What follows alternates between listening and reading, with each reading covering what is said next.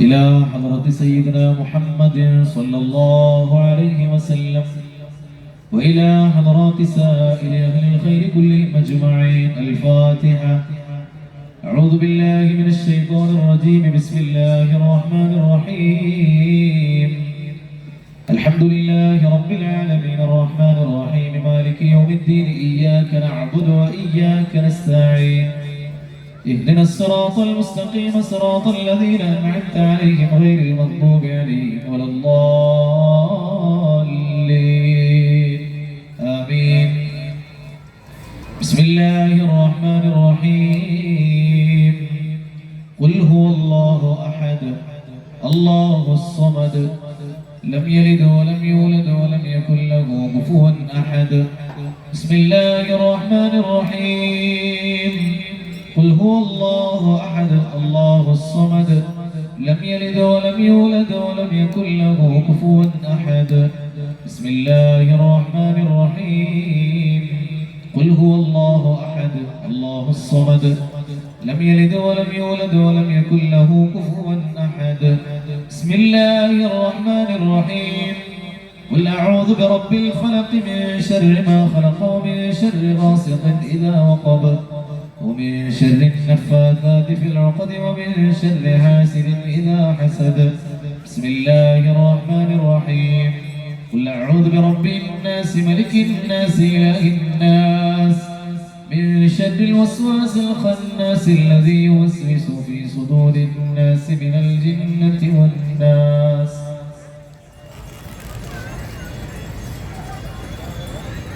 الحمد لله الحمد لله الحمد لله رب العالمين حمدا يوافي نعمه ويكافئ مزيده. اللهم صل وسلم على سيدنا محمد وعلى آل سيدنا ومولانا محمد. اللهم انزله المقعد المقرب عندك يوم القيامة. اللهم بلغ ما قرأناه بعد القبول منا أولا إلى حضرة حبيبنا وسيدنا المصطفى محمد صلى الله عليه وسلم. اللهم ارزقنا في الدنيا زيارته وفي الآخرة شفاعته يا رب العالمين. اللهم وإلى حضرات سائر عبادك الصالحين لا سيما إلى حضرة من نحن بحضرتهم يا رب العالمين. اللهم زد لهم شرفا على شرفهم وفضلا على فضلهم وكرامة على كراماتهم لديك. اللهم امدنا بمددهم واحمنا بحماياتهم وانصرنا بنصرتهم يا خير الناصرين. اللهم امدنا بمددهم واحمنا بحماياتهم وانصرنا بنصرتهم يا خير الناصرين. اللهم امدنا بمددهم واحمنا بحماياتهم وانصرنا بنصرتهم يا خير الناصرين. اللهم بحقهم وبجاههم يسر عسيرنا وسهل امورنا واقض حوائجنا وأد ديوننا واشف مرضانا وبارك لنا في جميع عبودنا يا رب العالمين. اللهم وإلى حضرات أمواتنا وأموات المسلمين عامة لا سيما إلى حضرات من ماتوا من أقاربنا وأحبابنا يا رب العالمين. اللهم اجعلنا وإياهم من أهل الجنة ولا تجعلنا ولا إياهم من أهل النار. اللهم اجمع بيننا وبينهم في دار جنات النعيم مع الذين أنعمت عليهم من النبيين والصديقين والشهداء والصالحين. اللهم اغفر للمؤمنين والمؤمنات والمسلمين والمسلمات الأحياء منهم والأموات إنك مجيب الدعوات ويا قاضي الحاجات. اللهم إنك تعلم ذنوبنا فاغفرها وتعلم عيوبنا فاسترها وتعلم حاجاتنا فاقضها وتعلم ديوننا فأدها وتعلم أمراضنا فاشفها كلها يا شافي الأمراض بحق السيدة بإمامي رضي الله عنها وبحق السيد معين رضي الله عنه وبسائر عبادك الصالحين الذين دفنوا في بلدتنا وفي بلاد المسلمين يا رب العالمين. ربنا آتنا في الدنيا حسنة وفي الآخرة حسنة وقنا عذاب النار. ربنا تقبل منا إنك أنت السميع العليم وتب علينا إنك أنت التواب الرحيم. آمين برحمتك يا أرحم الراحمين.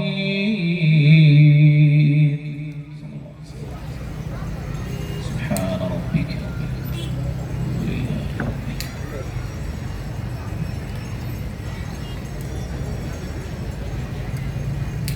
വേദിയിലും സദസ്സിലും ഇരിക്കുന്ന ദീനീ വിശ്വാസികളെ, അസ്സലാമു അലൈക്കും വറഹ്മത്തുള്ളാഹി വബറകാതുഹു.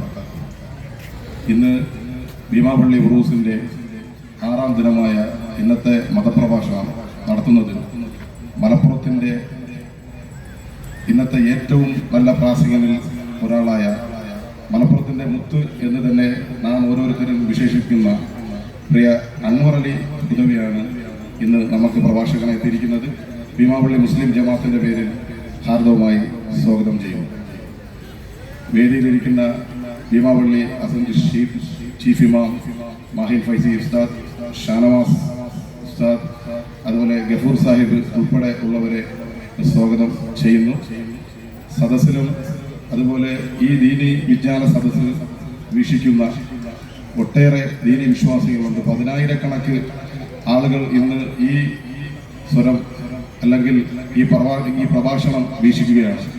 അവരെ എല്ലാവരെയും ഞങ്ങളെല്ലാവരുടെ പേരിലും ഭീമാപള്ളി മുസ്ലിം ജമാഅത്തിന്റെ പേരിലും ഹാർദവമായി സ്വാഗതം ചെയ്യുന്നു. പ്രിയ ഉസ്താദിനെ സ്റ്റേജിലോട്ട് ക്ഷണിക്കുന്നു.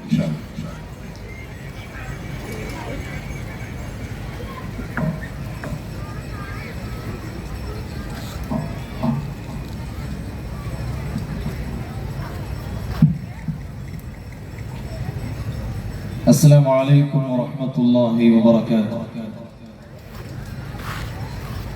السلام عليكم ورحمة الله وبركاته. أعوذ بالله من الشيطان الرجيم.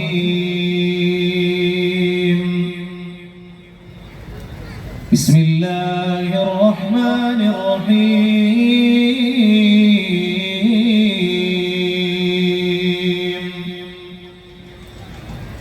أعوذ بكلمات الله التامات من كل شيطان وهامة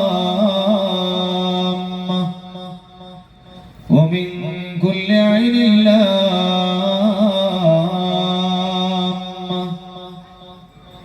بسم الله الذي لا يضر مع اسمه شيء في الأرض ولا في السماء وهو السميع العليم. الحمد لله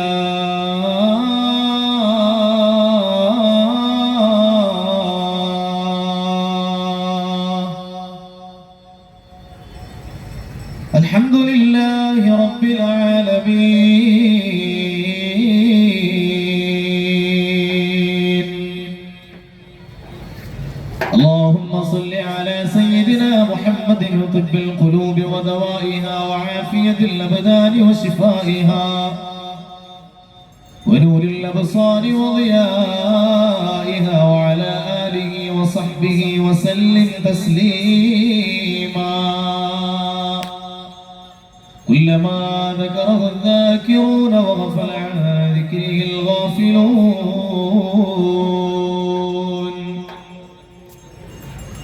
أما بعد، أعوذ بالله من الشيطان الرجيم. بسم الله الرحمن الرحيم.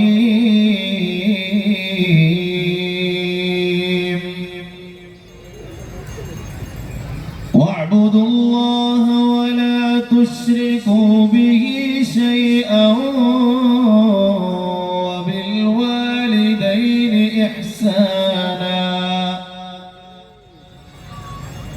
وبالوالدين إحسانا وبذي القربى واليتامى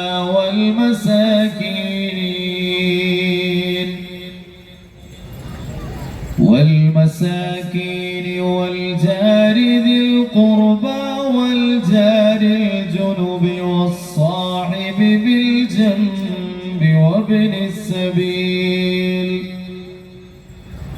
وابن السبيل وما ملكت أيمانكم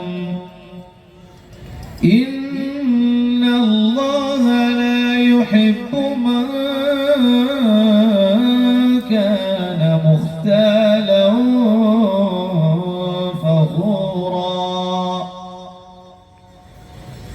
صدق الله العلي العظيم. فإن خير الحديث كتاب الله وخير الهدي هدي محمد صلى الله عليه وسلم وشر الأمور محدثاتها وكل بدعة ضلالة. صدق رسول الله صلى الله عليه وسلم. ألف الألف نظام مدحي على العاليال أول السطور بسم الله بدء القال قال لا إله إلا الله لا إله إلا الله لا إله إلا الله محمد رسول الله أحمد الله مصليا مسلما على أحمد والآل والأصحاب من للآل آل لا إله إلا الله لا إله إلا الله لا إله إلا الله محمد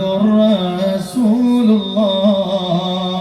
بلغ المدح في أوصافه فما بلغ بالغ معشار ما أوتي بما في بالبال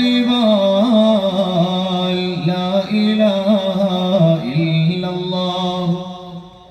ശബ്ദത്തിൽ ചൊല്ലിക്കോളൂ. لا إله إلا الله لا إله إلا الله محمد رسول الله. نقول لا إله إلا الله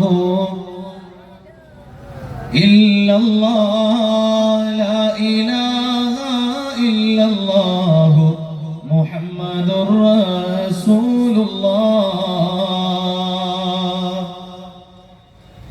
വളരെയേറെ സ്നേഹ ബഹുമാന ആദരവ് നിറഞ്ഞ ഈ പരിപാടിയിൽ തന്റെ ശുഭ്ര സാന്നിധ്യം കൊണ്ട് നമുക്ക് അനുഗ്രഹമായ അഭിവന്ദനായ നമ്മുടെ മതപരമായ മുഴുവൻ കാര്യങ്ങൾക്കും ഇവിടെ നേതൃത്വം നൽകിക്കൊണ്ടിരിക്കുന്ന ബഹുമാനപ്പെട്ട മാഹിൻ ഫൈലി ഉസ്താദ് അവറുകൾ, ഷാജഹാൻ ഉസ്താദ് തുടങ്ങിയിട്ടുള്ള പ്രിയപ്പെട്ട ഉസ്താദുമാർ, ഈ പരിപാടിക്ക് സ്വാഗതം പറഞ്ഞുകൊണ്ട് നമ്മോട് അഭിസംബോധന ചെയ്തുകൊണ്ട് സംസാരിച്ച അഭിവന്ദനായ ഷാൻ സാഹിബ് അടക്കമുള്ള നമ്മുടെ റൂസ് കമ്മിറ്റിയുടെ ഭാരവാഹികൾ, നമ്മുടെ ജമാഅത്ത് കമ്മിറ്റിയുടെ ഭാരവാഹികൾ, എല്ലാറ്റിലും ഉപരി നമ്മുടെ രാജ്യത്തെ തന്നെ ഏറ്റവും പ്രധാനമായ പ്രഥമഗണനീയമായ തീർത്ഥാടന കേന്ദ്രങ്ങളിലൊന്നായി കണക്കാക്കപ്പെടുന്ന ഭീമാപള്ളി എന്ന ഈ മഹത്തായ പ്രദേശത്ത് പരിശുദ്ധ ദീനിന്റെ വെൺപ്രഭ തൂകി ഈ പ്രദേശങ്ങളുടെ എല്ലാം ആത്മീയമായ കേന്ദ്രമായി ഇന്നും വിരാജിച്ചുകൊണ്ടിരിക്കുന്ന ഈ മഹത്തായ ദർഗാ ഷരീഫിൽ അന്ത്യവിശ്രമം കൊള്ളുന്ന മഹദിയായ സയ്യിദ ബീമാ ബീവി റളിയല്ലാഹു അൻഹ, സയ്യിദ് മാഹിൻ അബൂബക്കർ റളിയല്ലാഹു അൻഹു അവരുടെ പൊരുത്തം തേടി നാടിന്റെ നാനാ ദിക്കുകളിൽ നിന്ന് കടന്നു വന്ന ഈ പ്രദേശത്തേക്ക് ഒഴുകിയെത്തിയ പ്രിയപ്പെട്ട സഹോദരന്മാരെ, സഹോദരിമാരെ, പരിശുദ്ധമായ ദീനിന്റെ പ്രബോധനത്തിന് വേണ്ടി കേരളക്കരയിലേക്ക് കടന്നു വരികയും സർവ്വലോകങ്ങളുടെയും അനുഗ്രഹമായ തിരുമുസ്തഫ സല്ലല്ലാഹു അലൈഹി വസല്ലമ തങ്ങളുടെ പാരമ്പര്യവുമായി ഈ കേരളക്കരയിലേക്ക് വന്നണയുകയും തങ്ങളെ തേടി വരുന്ന ആയിരക്കണക്കിന് ഭക്തജനങ്ങൾക്ക് സമാധാനത്തിന്റെയും സമാശ്വാസത്തിന്റെയും സന്തോഷത്തിന്റെയും കുളിർത്തന്നൽ സമ്മാനിച്ച് പരിശുദ്ധമായ ദീനിന്റെ പ്രകാശം വിതറി പിൽക്കാല തലമുറകൾക്ക് മുഴുവൻ ജ്വലിക്കുന്ന ഒരു വിളക്കുമാടമായി മഹദിയായ സയ്യിദ ബീമാ ബീവി റളിയല്ലാഹു അൻഹയും അവരുടെ പൊന്നോമന പുത്രൻ മഹാനായ സയ്യിദ് മഹീൻ അബൂബക്കർ റളിയല്ലാഹു അൻഹുവും അവരുടെ ചാരത്തായി അന്ത്യവിശ്രമം കൊള്ളുന്ന മഹാനായ കല്ലടി ബാബയും റളിയല്ലാഹു അൻഹുവും അടക്കമുള്ള ആ മഹാരഥന്മാരുടെ കാൽച്ചുവട്ടിലാണ് നമ്മൾ ഇന്നിവിടെ സംഗമിച്ചിരിക്കുന്നത്. വിശുദ്ധമായ ദീനിന്റെ പ്രബോധനത്തിന് വേണ്ടി രാജ്യത്തിന്റെ നാനാഭാഗങ്ങളിൽ കടന്നു ചെന്ന മഹാന്മാരായ അള്ളാഹുവിന്റെ ഔലിയാക്കൾ തന്റെ സൃഷ്ടികളിൽ നിന്ന് അവൻ സ്ഫുടം ചെയ്ത് തെരഞ്ഞെടുത്ത അള്ളാഹുവിന്റെ മഹാന്മാരായ അവന്റെ അടിയാറുകൾ തങ്ങളുടെ തെളിമയാർന്ന ജീവിതം കൊണ്ടും സംശുദ്ധമായ പാരമ്പര്യം കൊണ്ടും അള്ളാഹുവിന്റെ ഭാഗത്ത് നിന്ന് അവർക്ക് ലഭിച്ച കറാമത്തെന്ന അത്ഭുത സിദ്ധികളെ കൊണ്ടും ആയിരക്കണക്കിന് ആളുകളുടെ ഹൃദയാന്തരാളങ്ങളിലേക്കാണ് പരിശുദ്ധമായ ദീനിന്റെ പ്രകാശം അവർ പ്രസരിപ്പിച്ചത്. അവരിലെ ഏറ്റവും പ്രഥമവും പ്രധാനവുമായി നമ്മൾ എണ്ണുന്നവരാണ് ഈ മഹത്തായ ദർഗയിൽ അന്ത്യവിശ്രമം കൊള്ളുന്ന ഈ മഹാരഥന്മാർ. തങ്ങളുടെ അഭൗമമായ ആത്മീയ ശക്തി കൊണ്ട് ആയിരക്കണക്കിന് ആളുകൾക്ക് രോഗശമനത്തിനും ആഗ്രഹ സാഫല്യത്തിനും പ്രയാസ പരിഹാരങ്ങൾക്കുമൊക്കെ ഒരു ആശാ കേന്ദ്രമായി വർത്തിക്കുകയും എന്നാൽ ഈ നാട് ഭരിച്ചിരുന്ന അക്രമികളായ ഭരണാധികാരികളുടെ ചതിപ്രയോഗത്തിലൂടെ അള്ളാഹുവിന്റെ മാർഗത്തിൽ രക്തസാക്ഷികളാവുകയും ചെയ്തവർ. അവരുടെ ജീവിതം നമുക്ക് വലിയ മാതൃകയാണ്. അവർ നമ്മുടെ മുമ്പിൽ തുറന്നു വച്ചിരിക്കുന്നത്, നമ്മുടെ മുമ്പിൽ കൊളുത്തി വച്ചിരിക്കുന്നത് പരിശുദ്ധമായ ദീനിന്റെ മഹത്തായ പ്രകാശമാണ്. ആ പ്രകാശത്തിലൂടെയാണ് നമ്മൾ സഞ്ചരിച്ചു കൊണ്ടിരിക്കുന്നത്. നമുക്കറിയാം, ഈ പ്രദേശം ഒന്നടങ്കം അതിന്റെ ഒരു ആത്മീയ കേന്ദ്രമായി നൂറ്റാണ്ടുകൾക്ക് ശേഷവും വർത്തിച്ചുകൊണ്ടിരിക്കുന്നത് ഈ ഭീമാപ്പള്ളി എന്ന് പറയുന്ന മഹത്തായ ദർഗയാണ്. ഈ ദർഗയുമായി കേന്ദ്രീകരിച്ചുകൊണ്ടാണ് ഇവിടുത്തെ ആത്മീയമായ പ്രവർത്തനങ്ങൾ മുഴുവൻ നടത്തപ്പെടുന്നത്. ഇവിടുത്തെ മതപരമായ മുഴുവൻ ചടങ്ങുകളും കൊണ്ടാടപ്പെടുന്നത് എല്ലാം ഈ ദർഗയുമായി കേന്ദ്രീകരിച്ചുകൊണ്ടാണ്. എന്തിനേറെ പറയണം, ഈ നാട്ടിൽ നടക്കുന്ന ഉറൂസ് പോലും ഒരു പെരുന്നാൾ പോലെ സന്തോഷകരമായ ദിനങ്ങളായി നമുക്ക് മാറുന്നത് ഈ മഹാരഥന്മാരുടെ സാന്നിധ്യം നമുക്ക് അത്രമേൽ സന്തോഷവും സമാധാനവും സുരക്ഷിതത്വവും പ്രദാനം ചെയ്യുന്നു എന്നുള്ളത് കൊണ്ട് തന്നെയാണ്. അള്ളാഹുവിന്റെ മഹാരഥന്മാരായ ഔലിയാക്കൾ ഒരു നാട്ടിൽ മറവ് ചെയ്യപ്പെട്ട് കിടക്കുന്നുണ്ടെങ്കിൽ ആ പ്രദേശത്തിന് ബറക്കത്തുണ്ട് എന്നുള്ളത് പരിശുദ്ധമായ ഖുർആൻ കൊണ്ട് സ്ഥിരീകരിക്കപ്പെട്ട ഒരു സത്യമാണ്, ഒരു യാഥാർത്ഥ്യമാണ്. പരിശുദ്ധമായ ഖുർആൻ സൂറത്തുൽ ഇസ്രാഇന്റെ തുടക്കത്തിൽ അല്ലാഹു സുബ്ഹാനഹു വ തആല മുത്തുനബി സല്ലല്ലാഹു അലൈഹി വസല്ലം തങ്ങൾ ആ ഹബീബിനെ പരിശുദ്ധമായ മക്കത്ത് നിന്ന് ഫലസ്തീനിലെ മസ്ജിദുൽ അഖ്സയിലേക്ക് ഇസ്രായിന് വേണ്ടി കൊണ്ടുപോകുന്നതിനെ പരാമർശിച്ചുകൊണ്ട് അല്ലാഹു പറയുന്ന സൂറത്തുൽ ഇസ്രാഇന്റെ ഒന്നാമത്തെ സൂക്തം തന്നെ മഹാരഥന്മാർ മറവ് ചെയ്യപ്പെട്ട് കിടക്കുന്ന പ്രദേശങ്ങൾ, അവരുടെ ദർഗകളുടെയും മഖാമുകളുടെയും മസാറുകളുടെയും പരിസര പ്രദേശങ്ങൾ എന്നത് വലിയ ബറക്കത്തുള്ള പ്രദേശങ്ങളാണ് എന്നതിലേക്കുള്ള ചൂണ്ടുപലകയാണ്.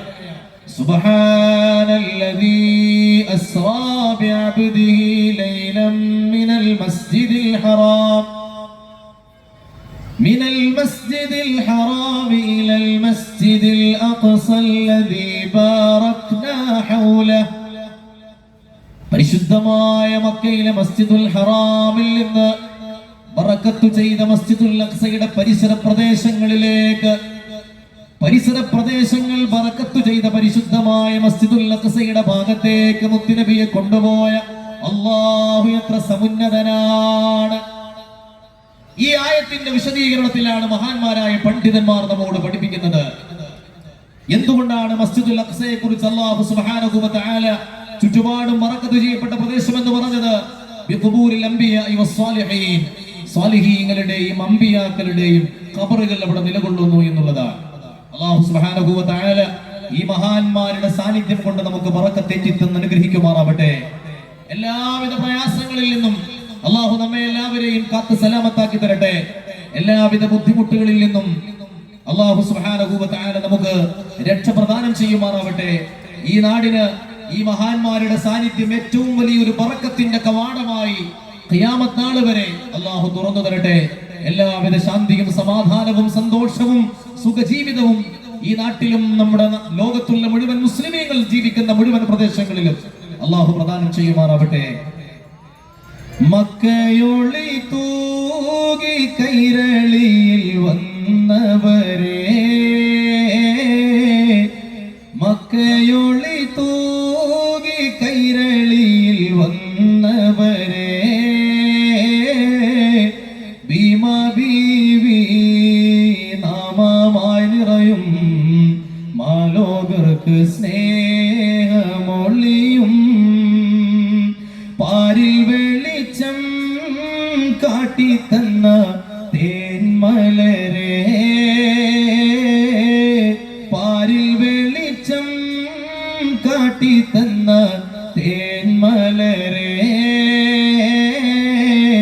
സത്യവതിയെ സൗമ്യ തെളിയായി സന്മാർഗത്തിൻ പാത കോർത്തുവേ, മക്കയൊളി തൂകി കൈരളിയിൽ വന്നവരെ, ഭീമാ ബീവി നാമമായി നിറയും മാലോകർക്ക് സ്നേഹമൊളിയും, ഭീമാ ബീവി നാമമായി നിറയും മാലോകർക്ക് സ്നേഹമൊളിയും, എതിർ വന്നവന്നു മെളിമകൾ തീർത്തവരെ, നബി വഴിയും നിറസൊബറും ഭീമാ പള്ളി ദേശം ചേർന്നവർ, മക്കയൊളി തൂകി കൈരളിയിൽ വന്നവരെ, ഭീമാ ബീവി നാമമായി നിറയും മാലോകർക്ക് സ്നേഹമൊളിയും,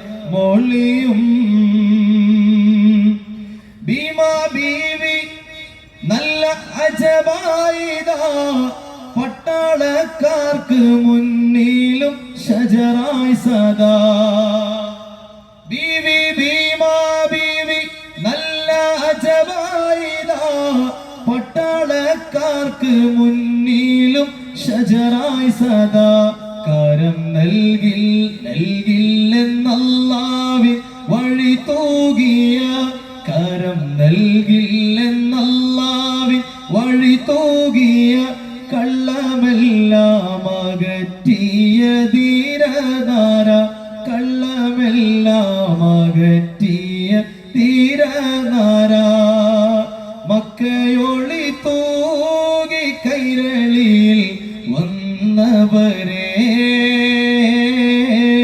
ഭീമാ ബീവി നാമമായി നിറയും മാലോകർക്ക് സ്നേഹമൊളിയും. ഈ മഹാരഥന്മാരുടെ കാൽച്ചുവട്ടിലായി അവരുടെ ഇനായത്തിലും ഹിമായത്തിലുമായി ജീവിക്കാൻ അല്ലാഹു നമുക്ക് തൗഫീഖ് നൽകട്ടെ. അവരുടെ പൊരുത്തം നേടാൻ ഈ സദസ്സും ഇവിടെ ഒരുമിച്ച് കൂടിയ ഈ സംഗമവും ഇതിനു വേണ്ടി നമ്മൾ ചെയ്യുന്ന എല്ലാ ഗുണങ്ങളും എല്ലാ നന്മകളും എല്ലാ സേവനങ്ങളും അല്ലാഹു അതിനൊരു കാരണമായി നമ്മിൽ നിന്ന് സ്വീകരിക്കുമാറാവട്ടെ. ഈ പരിപാടിയുടെ വിജയത്തിന് വേണ്ടി ഒരുപാട് ആളുകൾ പ്രവർത്തിച്ചു കൊണ്ടിരിക്കുന്നുണ്ട്. അതിന്റെ ഉറൂസ് കമ്മിറ്റിയും അതിന്റെ സേവനത്തിനായി പ്രവർത്തിച്ചു കൊണ്ടിരിക്കുന്ന നമ്മുടെ നാട്ടിലെ പ്രിയപ്പെട്ട ചെറുപ്പക്കാരായ വളണ്ടിയർമാരടക്കമുള്ളവര്, അവർക്കെല്ലാം ഈ പ്രവർത്തനം ദീനിനു വേണ്ടി ചെയ്യുന്ന ഒരു മഹത്തായ സേവനമായി അള്ളാഹു സ്വീകരിക്കുമാറാവട്ടെ. നമ്മളിവിടെ പേര് പറയുകയും പിന്നെ പരാമർശിക്കുകയും ചെയ്യേണ്ട ഒരുപാട് ആളുകളുണ്ട്. ഈ കമ്മിറ്റിക്ക് വേണ്ടിയൊക്കെ പ്രവർത്തിച്ചുകൊണ്ടിരിക്കുന്ന നിരവധി ആളുകൾ, അവരുടെയൊക്കെ ജീവിതത്തിൽ അതിന്റെ ബറക്കത്ത് അല്ലാഹു പ്രദാനം ചെയ്യേണ്ട. പ്രത്യേകിച്ച് ഈ ഒരു പരിപാടി തീരുമാനിച്ച അതിന്റെ ഡേറ്റ് തീരുമാനിച്ചത് മുതൽ ഈ വിനീതനെ വിളിക്കുകയും ഡേറ്റ് ഉറപ്പിക്കുകയും നിരന്തരമായി വിളിച്ച് ഓർമ്മിപ്പിക്കുകയൊക്കെ ചെയ്ത എന്റെ പ്രിയപ്പെട്ട സുഹൃത്ത് ഉറൂസ് കമ്മിറ്റിയുടെ ചെയർമാനായ ബഹുമാനപ്പെട്ട ഇഖ്ബാൽ സാഹിബ്, അള്ളാഹു അദ്ദേഹത്തിന് എല്ലാവിധ ഖൈറും ബറക്കത്തും കൊടുക്കട്ടെ. അദ്ദേഹത്തിന്റെ മാതാപിതാക്കള് പിരിഞ്ഞുപോയി, അവര് മരണപ്പെട്ടു പോയി. അവരുടെ ഖബറുൽ ജീവിതം അള്ളാഹു സന്തോഷത്തിലാക്കി കൊടുക്കട്ടെ. ഈ പരിശുദ്ധമായ മജ്ലിസിന്റെ ബറക്കത്ത് കൊണ്ട്, ഇവിടെ മറവ് ചെയ്യപ്പെട്ട് കിടക്കുന്ന മഹാന്മാരായ അള്ളാഹുവിന്റെ ഔലിയാക്കളുടെ ബറക്കത്ത് കൊണ്ട് അവരുടെ ഉഖ്റവിയായ ജീവിതം അള്ളാഹു സന്തോഷത്തിലും റാഹത്തിലുമാക്കി കൊടുക്കട്ടെ. ഞാൻ ഇവിടെ എത്തിയത് മുതൽ എന്നെ സ്വീകരിക്കുകയും നല്ല രീതിയിൽ ഭക്ഷണം തന്ന് സൽക്കരിക്കുകയും ചെയ്ത ബഹുമാനപ്പെട്ട കമാൽ സാഹിബ്, അദ്ദേഹത്തിന്റെ മകൻ ഫിറോസ് ഖാൻ, കുടുംബക്കാർ, അവരെയൊക്കെ ഞാൻ നന്ദിയോടുകൂടി ഇവിടെ ഓർക്കുകയാണ്. അതിനെല്ലാം പകരമായി അള്ളാഹു ദുനിയാവിലും ആഖിറത്തിലും അവർക്ക് ഖൈർ പ്രദാനം ചെയ്യട്ടെ എന്ന് ദുആ ചെയ്തുകൊണ്ട് ഞാൻ ഒരു വിഷയത്തിലേക്ക് കടക്കുകയാണ്. കുടുംബബന്ധം എന്നുള്ളതാണ് നമുക്കിന്ന് ഇവിടെ സംസാരിക്കുവാനുള്ള വിഷയം. ഇന്ന് ബന്ധങ്ങളെല്ലാം ബന്ധനങ്ങളായി മാറുന്ന വളരെ വേദനാജനകമായ സംഭവ വികാസങ്ങൾ നമുക്ക് ചുറ്റും അരങ്ങേറുന്ന ഒരവസരത്തിലാണ് നമ്മൾ ഈ വിഷയത്തെ കുറിച്ച് ചർച്ച ചെയ്യുന്നത്. പരിശുദ്ധമായ ദീന് കുടുംബ ബന്ധത്തിന് നൽകിയ പ്രാധാന്യം മുസ്ലിം സമുദായത്തിന്റെ ജീവിതത്തിൽ നമുക്ക് കാണാൻ കഴിയുന്നില്ല. ഒരു ചരിത്രത്തിലൂടെ ഞാൻ ആ വിഷയത്തിലേക്ക് കടന്നു വരാൻ ആഗ്രഹിക്കുകയാണ്. മഹാനായ സയ്യിദുനാ അബൂ ഹുറൈറ റളിയല്ലാഹു അൻഹു, മുത്തനബി സല്ലല്ലാഹു അലൈഹി വസല്ലമ തങ്ങളുടെ പ്രിയപ്പെട്ട സ്വഹാബിയാണ്. തിരുനബി സല്ലല്ലാഹു അലൈഹി വസല്ലമ തങ്ങളുടെ പരിശുദ്ധമായ ഹദീസുകൾ ആ ഹബീബിന്റെ പവിത്രമായ ചുണ്ടിൽ നിന്ന് കേൾക്കാനും അത് മനപ്പാഠമാക്കി വെക്കാനും വലിയ ഭാഗ്യം ലഭിച്ച മഹാനായ സ്വഹാബിയാണ് സയ്യിദുനാ അബൂ ഹുറൈറ റളിയല്ലാഹു അൻഹു. തിരുനബി സല്ലല്ലാഹു അലൈഹി വസല്ലമ തങ്ങളുടെ ഏറ്റവും കൂടുതൽ ഹദീസുകൾ റിവായത്ത് ചെയ്തത് സയ്യിദുനാ അബൂ ഹുറൈറ റളിയല്ലാഹു അൻഹു ആണല്ലോ. അദ്ദേഹത്തിന് വലിയ ദർസ് ഉണ്ടായിരുന്നു. മുത്തുനബി സല്ലല്ലാഹു അലൈഹി വസല്ലമ തങ്ങളുടെ കാലശേഷം ഒരുപാട് വിദ്യാർത്ഥികൾ ആ ദർസിലേക്ക് കടന്നു വരുമായിരുന്നു. അവർ അദ്ദേഹത്തിന്റെ അരികിലിരുന്ന് ഇൽമു നുകരുമായിരുന്നു. ആ പ്രാർത്ഥനയിൽ അവർ പങ്കുചേരുമായിരുന്നു. അങ്ങനെ ഇരിക്കെ സയ്യിദുനാ അബൂ ഹുറൈറ റളിയല്ലാഹു അൻഹു തന്റെ മുമ്പിൽ ഇരിക്കുന്ന സദസ്യരോട് ദുആ ചെയ്യുന്നതിന്റെ മുമ്പായി ഒരു വാക്ക് പറഞ്ഞു. ഈ സദസ്സിൽ ആരെങ്കിലും സ്വന്തം കുടുംബത്തോട്, കുടുംബാംഗങ്ങളിലെ ആരെങ്കിലും ഒരാളോട് പിണങ്ങി നിൽക്കുന്നവരുണ്ടെങ്കിൽ, അവരോട് ബന്ധം വിച്ഛേദിച്ചവരുണ്ടെങ്കിൽ അവർ ഈ സദസ്സിൽ നിന്ന് ദയവ് ചെയ്ത് എഴുന്നേറ്റ് പോകണം, ഇവിടെ സ്ഥലം കാലിയാക്കി തരണം എന്ന് മഹാനായ അബൂ ഹുറൈറ റളിയല്ലാഹു അൻഹു പറയുമ്പോ സദസ്സിലുള്ളവരെല്ലാം കണ്ണുമിഴിക്കുകയാണ്, മുഖത്തോട് മുഖം നോക്കുകയാണ്. എന്തുപറ്റി മഹാനവറുകൾക്കറിയില്ല. ഈ സദസ്സിൽ ആരെങ്കിലും സ്വന്തം കുടുംബാംഗങ്ങളോട് പിണങ്ങി നിൽക്കുന്നവരുണ്ടെങ്കിൽ അവരെഴുന്നേറ്റ് പോവണം. ഫൽയകും അന്നാ,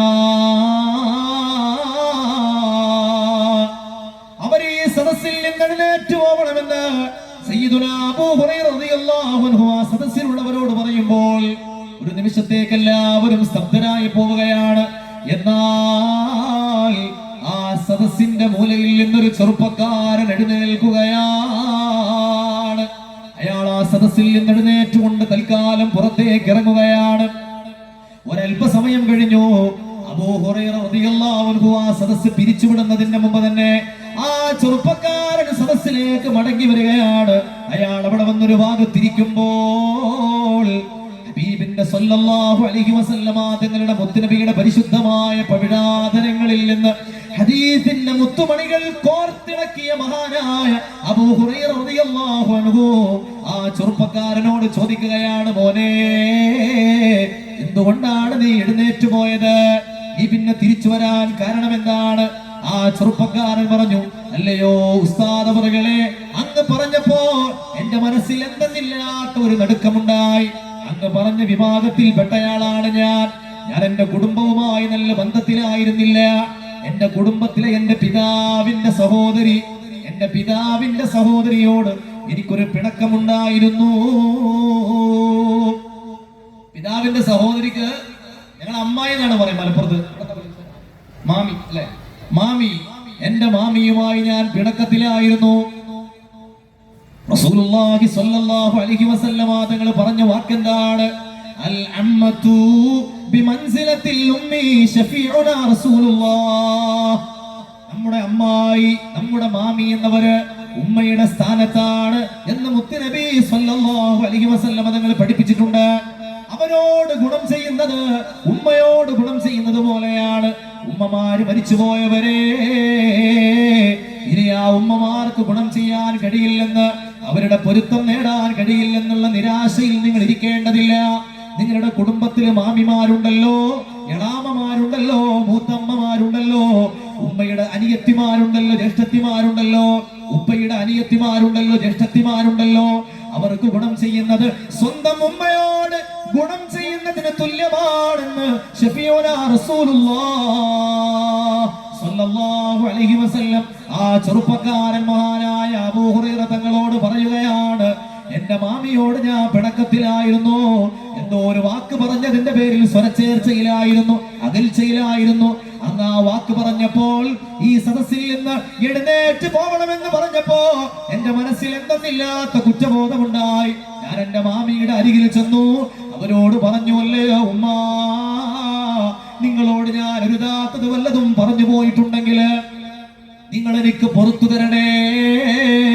നിങ്ങൾക്ക് ഇഷ്ടമില്ലാത്ത വല്ലതും എന്റെ ഭാഗത്ത് നിന്ന് വന്നു പോയിട്ടുണ്ടെങ്കിൽ എനിക്ക് നിങ്ങൾ മാപ്പ് നൽകണേ എന്ന് ഞാൻ എന്റെ മാമിയോട് പറഞ്ഞപ്പോ എന്റെ മാമിക്ക് വളരെ സന്തോഷമായി. അവരെനിക്ക് പൊരുത്തപ്പെട്ടു തന്നു. ആ പ്രശ്നം അവിടെ അവസാനിച്ചു. അങ്ങനെയാണ് ഞാൻ ഈ സദസ്സിലേക്ക് തിരിച്ചു വന്നിവിടെ ഇരുന്നത്. ആ സമയത്ത് മഹാനായ സയ്യിദുനാ അബൂ ഹുറൈറ റളിയല്ലാഹു അൻഹു പറഞ്ഞ ഒരു വാക്കുണ്ട്. അല്ലയോ ചെറുപ്പക്കാരാ, നിന്നോട് ഞാൻ എന്തുകൊണ്ടാണ് ഇവിടെ നിന്ന് എഴുന്നേറ്റ് പോകണമെന്ന് പറഞ്ഞതെന്നറിയുമോ? എന്റെ ഹബീബ്, എന്റെ ഖലീലായ റസൂലുള്ളാഹി സ്വല്ലല്ലാഹു അലൈഹി വസല്ലമ തങ്ങൾ പറയുന്നത് ഞാൻ കേട്ടിട്ടുണ്ട്. ഏതെങ്കിലും ഒരാൾ തന്റെ കുടുംബവുമായി പിണങ്ങിയിട്ടുണ്ടെങ്കിൽ, ആ മനുഷ്യനൊരു സദസ്സിലിരിക്കുന്നുണ്ടെങ്കിൽ, ആ സദസ്സിന്റെ പ്രാർത്ഥന അല്ലാഹു സ്വീകരിക്കുന്നതല്ല. അല്ലാഹുവിന്റെ കാരുണ്യം ഇറങ്ങി വരില്ല എന്ന് മുത്തനബി സല്ലല്ലാഹു അലൈഹി വസല്ലമ തങ്ങൾ പറയുന്നത് ഞാൻ കേട്ടിട്ടുണ്ട്. കുടുംബത്തോട് പിണങ്ങി നിൽക്കുന്ന ആരെങ്കിലും ഈ സദസ്സിലുണ്ടെങ്കിൽ, ഈ സദസ്സിൽ വെച്ച് ദുആ സ്വീകരിക്കപ്പെടാതിരിക്കുമോ, എന്റെ പ്രാർത്ഥന തട്ടപ്പെടുമോ എന്ന് പേടിച്ചുകൊണ്ടാണ് ഈ സദസ്സിലേക്ക് അല്ലാഹുവിന്റെ കാരുണ്യം ഇറങ്ങുന്നത്. പടച്ചവൻ തടഞ്ഞു വെക്കുമോ എന്ന് പേടിച്ചുകൊണ്ടാണ് മോനെ ഞാനത് പറഞ്ഞതെന്ന് സയ്യിദുനാ അബൂ ഹുറൈറ റളിയല്ലാഹു അൻഹു ഇന്ന റഹ്മത്തല്ലാഹി ലാ തൻസിലു അലാ ഖൗമിൻ ഫീഹിം ആഖ്. മാതാപിതാക്കളോട് എതിർത്തു നിൽക്കുന്നവർ, കുടുംബക്കാരോട് പിണങ്ങി നിൽക്കുന്നവർ ഒരു സദസ്സിലുണ്ടെങ്കിൽ ആ സദസ്സിലുള്ള ഒരാൾക്കും അല്ലാഹുവിന്റെ കാരുണ്യം ഇറങ്ങുന്നതല്ല.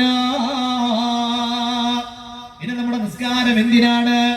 നമ്മുടെ നോമ്പ് കൊണ്ട് എന്താണ് കാര്യം? നമ്മുടെ സ്വതക്കളെ കൊണ്ട് കാര്യം എന്താണ്? എല്ലാ ദർഗകളിലേക്കും മഖാമുകളിലേക്കും മസാറുകളിലേക്കും നമ്മൾ മാറി മാറി സഞ്ചരിച്ചവിടെ ചെന്ന് ദുആ ചെയ്തതുകൊണ്ട് എന്ത് കാര്യമാണ്?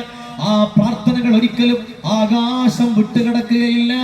ആകാശത്തിന്റെ വാതിലുകൾ ആ പ്രാർത്ഥനയ്ക്ക് വേണ്ടി തുറക്കപ്പെടുകയില്ല. ആ മനുഷ്യന്റെ മേൽ അല്ലാഹുവിന്റെ കാരുണ്യം ഇറങ്ങുകയുമില്ല. ആ മനുഷ്യന്റെ മേൽ നിന്നല്ല, അയാൾ ഒരു സദസ്സിലുണ്ടെങ്കിൽ ആ സദസ്സിൽ പടച്ചവന്റെ റഹ്മത്തില്ല. ആ മനുഷ്യർ ഒരു നാട്ടിലുണ്ടെങ്കിൽ ആ നാട്ടിൽ അല്ലാഹുവിന്റെ കാരുണ്യം ഇറങ്ങുകയില്ല എന്ന് മുത്തുനബി സ്വല്ലല്ലാഹു അലൈഹി വസല്ലം തങ്ങൾ പഠിപ്പിച്ചിട്ടില്ലേ? നമ്മൾ സ്വന്തത്തെ പറ്റി ഒന്ന് ആലോചിക്കുക.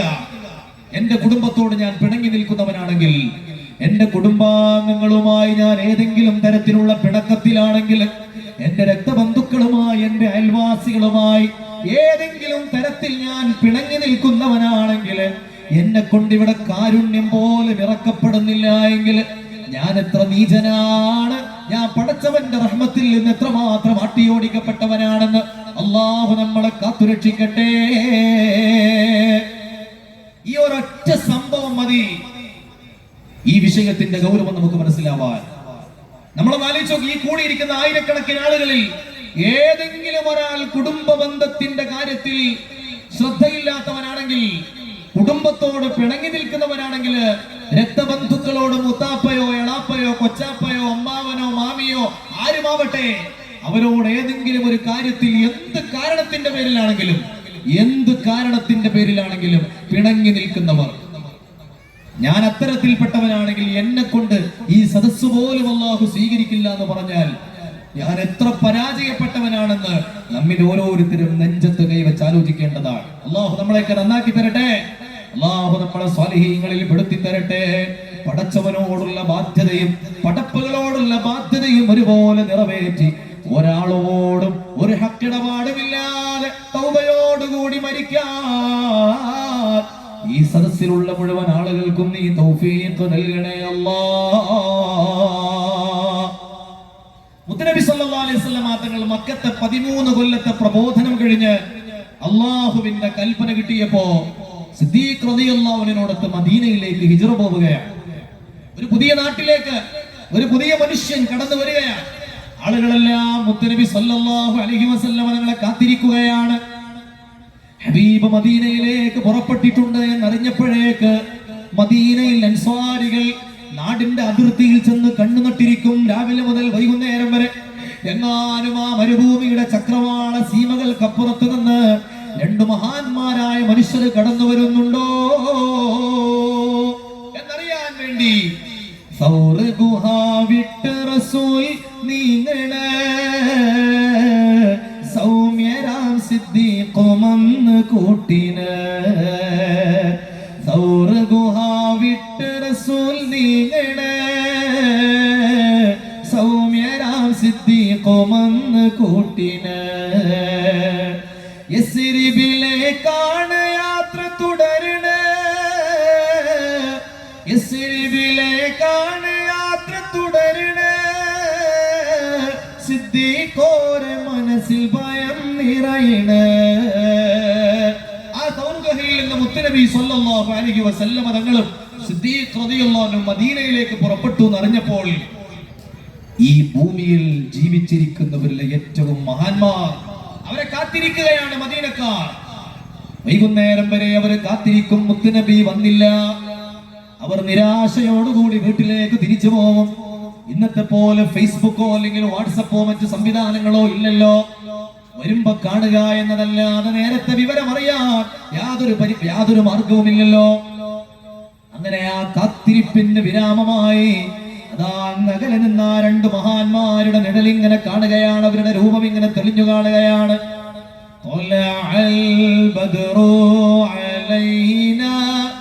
من ثنيات الوداع وجب الشكر علينا ما دعا لله داعي يا نبي سلام عليكم. അല്ല, ശബ്ദത്തിൽ ആവേശത്തിൽ ചൊല്ലിക്കോളൂ. ഓരോ മണൽ തരികളും പുളകമണിയട്ടെ. യാ ഹബീബ് സലാം അലൈക്കും സ്വലവാത്തുല്ലാഹ് عليكم يا نبي سلام عليكم. سلام عليكم يا حبيب سلام عليكم صلوات الله عليكم. അങ്ങനെ മഹാന്മാരായ ആ 2 മനുഷ്യർ സയ്യിദുനാ റസൂലുള്ളാഹ് സ്വല്ലല്ലാഹു അലൈഹി വസല്ലം തങ്ങളും സിദ്ദീഖ് തങ്ങളും കടന്നു വരുന്നത് മദീനക്കാർ നോക്കി നിൽക്കുകയാണ്. ഹബീബിനെ വരവേൽക്കുകയാണ്. മുത്തുനബിക്ക് സ്വാഗതം ഓതുകയാണ് സ്വല്ലല്ലാഹു അലൈഹി വസല്ലം. മുത്തിൻ ശ്വാസം മറിഞ്ഞു മദീനപുരി, പാദം ചുംബിച്ചു പുളകത്താല മൺതരി. മുത്തിൻ ശ്വാസം മറിഞ്ഞു മദീനപുരി, പാദം ചുംബിച്ചു പുളകത്താൽ ആ മൺതരി. ഹബീബ് മദീനയിലേക്ക് കടന്നു വരുമ്പോ സല്ലല്ലാഹു അലൈഹി വസല്ലം മദീന എന്ന പുണ്യ നഗരി പോലും ഹബീബിന്റെ പവിത്രമായ പാദപതനങ്ങളേറ്റ് പുളകിതമാവുകയാണ്. ദഫിൻ താളത്തിൽ കൊലാൽ ബദ്റു പാടി, ലോകം വരവേൽപ്പുമായി മദീന എത്തി. ദഫിൻ താളത്തിൽ കൊലാൽ ബദ്റു പാടി, ലോകം വരവേൽപ്പുമായി മദീന എത്തി.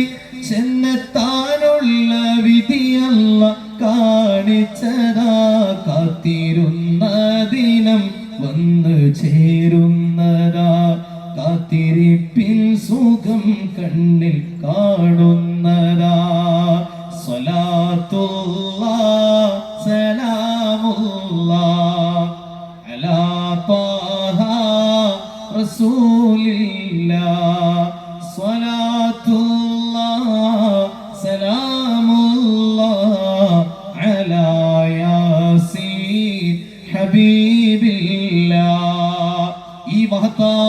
ചരിത്ര സംഭവത്തെ കുറിച്ച് മഹാനായ സയ്യിദുനാ അബ്ദുല്ലാഹി ഇബ്നു സലാം റളിയല്ലാഹു അൻഹു, ഹബീബിന്റെ സ്വഹാബിമാരിൽ വളരെ പ്രമുഖനാണ് അബ്ദുല്ലാഹി ഇബ്നു സലാം. പഴയ കാലത്തെ പുരോഹിതനായിരുന്നു അദ്ദേഹം. തൗറാത്തിലും ഇൻജീലിലും വലിയ പ്രാവീണ്യമുണ്ടായിരുന്ന പണ്ഡിതനായിരുന്നു അദ്ദേഹം വിശുദ്ധമായ ദീനിലേക്ക് കടന്നു വന്നതാണ്. മുത്തനബി സല്ലല്ലാഹു അലൈഹി വസല്ലം തങ്ങളെ കുറിച്ച് തൗറാത്തിലും ഇൻജീലിലും പറഞ്ഞ വിശേഷണങ്ങൾ എന്തെല്ലാമാണെന്ന് പഠിച്ചു മനസ്സിലാക്കി വന്ന മഹാപണ്ഡിതനാണ് അദ്ദേഹം ഇങ്ങനെ നോക്കുകയാണ്. തിരുനബി സല്ലല്ലാഹു അലൈഹി വസല്ലം തങ്ങളെ കാണാൻ മദീനയുടെ ആ തെരുവിലേക്ക് ഇറങ്ങുകയാണ്. ദൂരെ നിന്ന് കടന്നു വരുന്നു റസൂലുള്ളാഹി സ്വല്ലല്ലാഹു അലൈഹി വസല്ലം. അദ്ദേഹം പറയാണ്, തിരു ഹബീബിന്റെ മുഖം ഞാൻ അങ്ങോട്ട് കണ്ടപ്പോ ആ പവിത്രമായ പൂമുഖം 1000 ചന്ദ്രൻ ഉദിച്ചു നിൽക്കുന്ന ശോഭയുള്ള തിരു ഹബീബിന്റെ പവിത്രമായ പൂമുഖം ഞാൻ കാണുമ്പോ ഫഅറഫ്തു അന്ന ഹാദാ ലൈസ ബിവജ്ഹി കല്ലാബ്, ഇതൊരിക്കലും കളവ് പറയുന്ന ഒരാളുടെ മുഖമല്ല എന്ന് ഒറ്റ നോട്ടത്തിൽ തന്നെ ഞാൻ ഉറപ്പിച്ചതാണ്. ഹബീബിന്റെ പവിത്രമായ ഭൂമുഖത്തെ പ്രകാശം കണ്ടപ്പോ ഈ ഹബീബ് പറയുന്നത് ഒരിക്കലും കളവല്ല എന്ന് ഞാൻ എന്റെ മനസ്സിനോട് ഉറപ്പിച്ചു പറഞ്ഞു. ഉപമിക്കാൻ പറ്റാത്തൊരത്ഭുതമേ, ഉപകാരമായി മാത്രം വന്ന മീമേ, ഉപദേശമോ സലാമിൻ കലാമേ, ഉപലോകവും വാഴ്ത്തും നബി കരീമേ, ഉപമിക്കാൻ പറ്റാത്തൊരത്ഭുതമേ, ഉപകാരമായി മാത്രം വന്ന മീമേ, ഉപദേശമോ സലാമിൻ കലാമേ, ഉപലോകവും വാഴ്ത്തും നബി കരീമേ. ആ ഹബീബിന്റെ ഉപമകൾക്കും ഉപമാനങ്ങൾക്കും അപ്പുറത്തുള്ള ചൈതന്യ പ്രസരണത്താൽ പ്രഭാപൂരിതമായ ദിവ്യ ജ്യോതി പോലെ ഹിദായത്തിന്റെ അരുണോദയമായി വെട്ടിത്തിളങ്ങുന്ന മുത്ത് ഹബീബിന്റെ പവിത്രമായ മുഖം കണ്ടപ്പോൾ ഫഅറഫ്തു അന്ന ഹാദാ ലൈസ ബിവജ്ഹി കല്ലാബ്, ഈ മുഖം ഒരിക്കലും കളവ് പറയില്ല എന്ന് ഞാൻ എന്റെ മനസ്സുറപ്പിച്ചു. ഇത് സത്യത്തിന്റെ പ്രവാചകൻ തന്നെയാണ്. ഈ പ്രവാചകർ പറയുന്നതെല്ലാം സത്യമല്ലാതെ ഒന്നുമല്ല എന്ന് ഞാൻ അന്ന് ഉറപ്പിച്ചു. ആ നിമിഷം ഞാൻ ഉറപ്പിച്ചു. ഞാൻ ആ ഹബീബിന്റെ അരികിലേക്ക് കടന്നു ചെന്നു. ആ മുഖം ഞാൻ ആവോളം ഇങ്ങനെ നോക്കി നിന്നു. ചന്ദ്രൻ ഇങ്ങനെ അരിച്ചു നടക്കുന്ന പവിത്രമായ മുഖം. ആ മുഖത്ത് സൂര്യനും ചന്ദ്രനും നക്ഷത്രങ്ങളും ഒരുപോലെ മിന്നി മറയുന്നത് ഞാൻ കണ്ടു. ഹേ നൂർ തേരാ ശംസോ കമർ മേ, ഹേ നൂർ തേരാ ശംസോ കമർ മേ, തേരെ ലബോं की लाली सहर में, तेरे लबों की लाली सहर में, सल्लल्लाहु अला मुहम्मद सल्लल्लाहु अलैहि वसल्लम, सल्लल्लाहु अला मुहम्मद सल्लल्लाहु अलैहि वसल्लम. ആ ഹബീബ് പറയുന്ന ഓരോ വാക്കുകളും ഇങ്ങനെ ഒപ്പിയെടുക്കാൻ ഞാൻ കാത്തിരിക്കുകയാണ്. ആ ഹബീബിന്റെ പവിത്രമായ വജസ്സുകൾ, ആ സുന്ദരമായ ഉപദേശങ്ങൾക്ക് വേണ്ടി ഞാൻ ആകാംക്ഷയോടുകൂടി കാത്തിരിക്കുമ്പോൾ ഹബീബായ നബിയുനാ മുഹമ്മദുർ റസൂലുള്ളാഹ് സ്വല്ലല്ലാഹു അലൈഹി വസല്ലം പരിശുദ്ധമായ മദീനത്ത് വന്ന് ആദ്യം പറഞ്ഞ ഉപദേശം അത് വളരെ പ്രധാനമല്ലേ? പുതിയൊരു നാട്ടിൽ പുതിയൊരു ജീവിതം തുടങ്ങുകയാണ്. ഒരു ജനതയെ ആദ്യമായി കാണുകയാണ്. അപ്പൊ മുത്തുനബി സല്ലല്ലാഹു അലൈഹി വസല്ലം തങ്ങൾ അവർക്ക് കൊടുത്ത ഉപദേശം എന്താ പറയോ? യാ അയ്യുഹന്നാസ്, അല്ലയോ ജനങ്ങളെ. ചില കാര്യങ്ങൾ ആ മുത്തുനബി സല്ലല്ലാഹു അലൈഹി വസല്ലം പഠിപ്പിക്കുന്നത്.